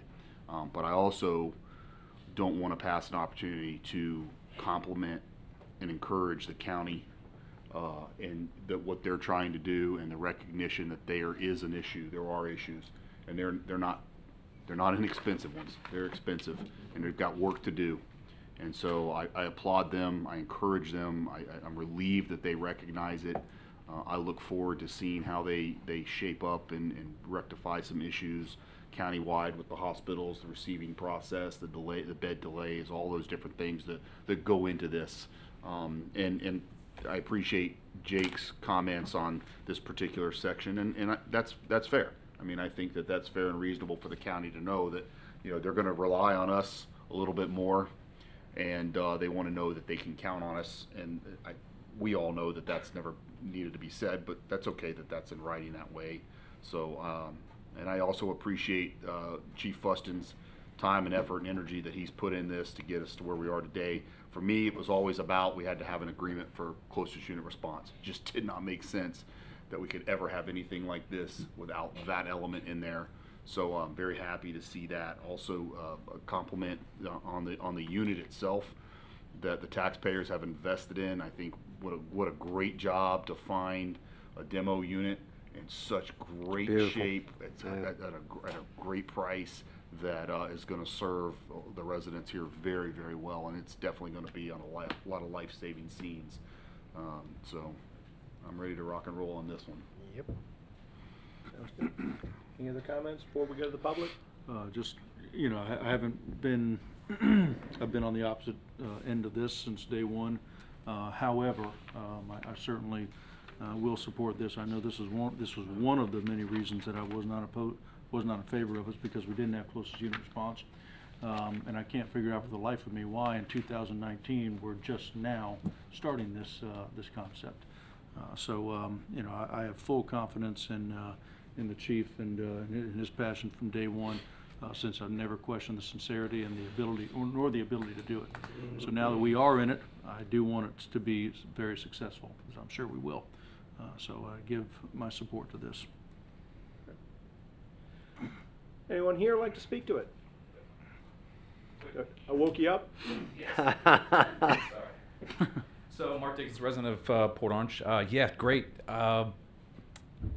Shortest route is not always the fastest route. That's the unfortunate thing here in this city. And Mayor, hopefully if anybody from the counties listen, they can help this city with Dunlawton traffic.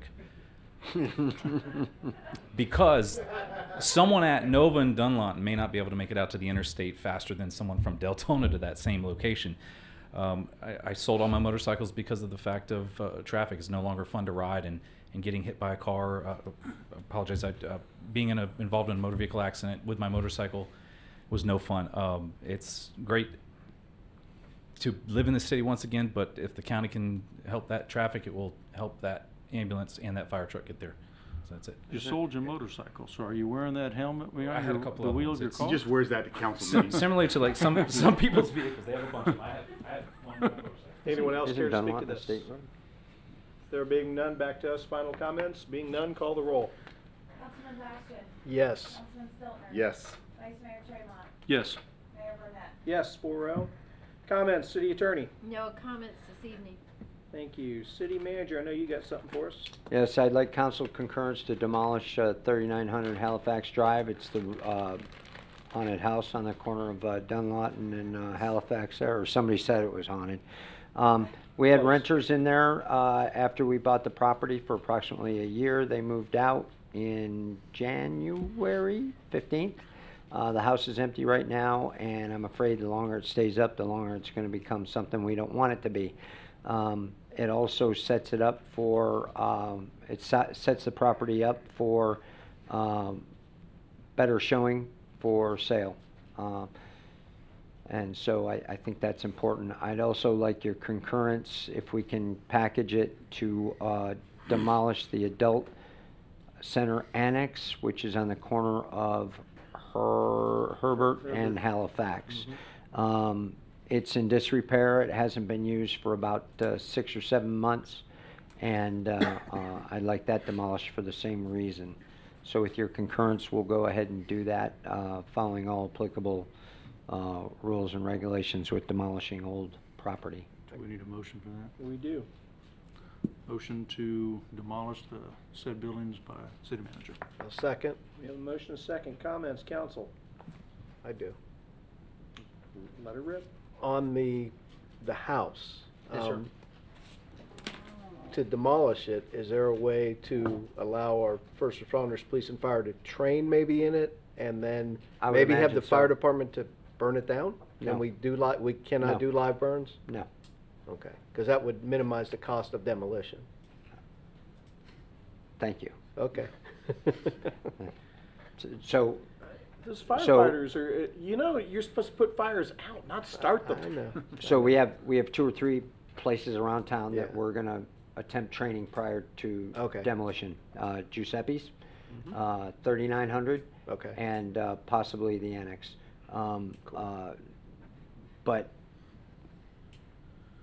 But demolition's more important than training if they can't get the training. I think Chief and both Okay. chiefs are chomping at the bit to get in there and do what they have to do, and I'm chomping at the bit to get rid of it. Okay. So yeah, we'll maximize every every use. Jake, with this Yes, sir. project, which I agree with, can we also just take a good look at that whole section of area? And Yes, real sir. good clean out? We're gonna make it as Great. presentable as possible, and Outstanding. I understand where you're coming from. We'll take a look at the back and around the funeral home too. Mm-hmm. Yep.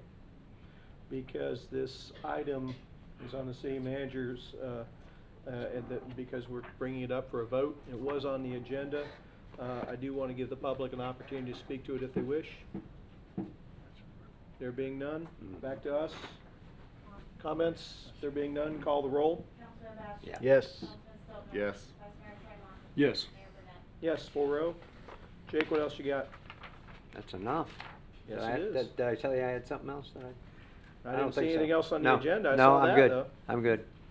Okay. Council committee reports, First Step Shelter. No meeting since our last update. We meet again next Tuesday. Okay. Port Orange South Daytona Chamber of Commerce, a couple things. First of all, this Thursday is the monthly after hours at Atria of Port Orange, 1675 Dunlawton Avenue. So if any of you can make that, that's this Thursday from 5 to 7. Also, in conversations with the chamber, I wanted to make sure they were doing this, and they are, but the format's up to them because it's their event. But I wanted to make sure that they were going to do some kind of a candidate forum for our city election, and they have agreed to do that. So as long as they're willing to do that, how they do that is up to them. But I'm very grateful for them as partners with the city for being more than willing and wanting to do that. Where, did you mention a location? Well, when they decide. I don't know if I didn't hear it. No, the candidate forum, they've agreed to do it. What and how, they're gonna decide and let us know, but they have agreed to do that, and they're not just agreeable, they're wanting to do it, so. Wanted to let everybody know that that is going to be forthcoming once they decide. I'm sure they'll reach out to all 5 candidates. 5 candidates right now, qualifying ends at noon on Friday. So after that, I'm going to assume that they'll make some decisions and reach out to everybody, and I look forward to that event. Art House, tomorrow evening from 5 to 7 is the annual meeting at Art House. If anybody's free and available, Lori Goman Ring, who was one of the founders of Art House, as you guys know, has retired. They're going to be honoring her tomorrow night at that annual meeting. So if you can, even if you can just do a pop by tomorrow evening at 5 at Art House is the annual meeting. Fire pension. Excuses.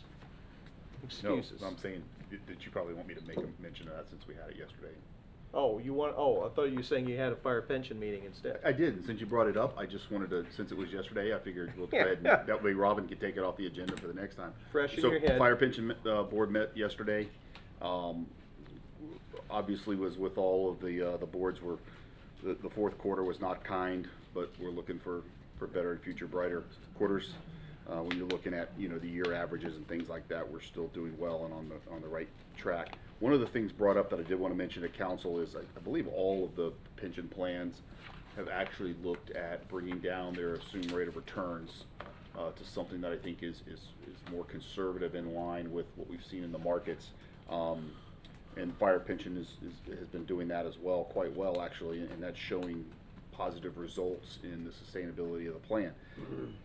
one of the things the board did approve yesterday was to have the actuary go ahead and do more of a extensive experience study over a longer period of time, because a lot of times what they're looking at is 2 and 3 and 5 year snapshots versus 20 and 25 years. So it's important to go back and do that. It has not ever been done with the fire plan that anybody could identify or record, and that's something we definitely need to do.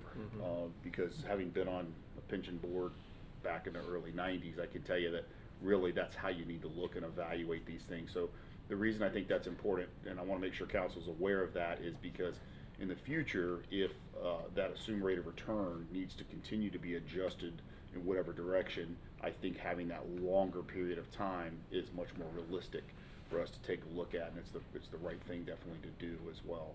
I think there was some discussion, I'm not sure if they've already done it or not, but FRS has either gone to 7.4 or looking to go to 7.4. And I think the goal for the fire pension was to get to 7.5, which is where we're at now. So anyway, so that study will be done and completed, and we should have that for August for that to be presented not only to the fire pension board but also for council to take a look at. Okay. Finally, just want to remind everybody, this Friday at 5:30 is the open house and ribbon cutting for the Dorothy L. Huckel Annex. The public is invited. We'd love to see everybody out there to take a look at what we've done in that building. I've toured it. It's incredible. Public utilities, public works is one side, and of course the other side is Parks and Recs. And the ripple effect of that, getting Parks and Recs out there so that the Parks and Rec building can utilize more space for recreation and some other things that we might have planned for that in the future. Just on and on and on and on. So the ribbon cutting open house this Friday, 5:30. All are welcome. Hope to see you all there. Any other business coming before us this evening? If not, have a good night.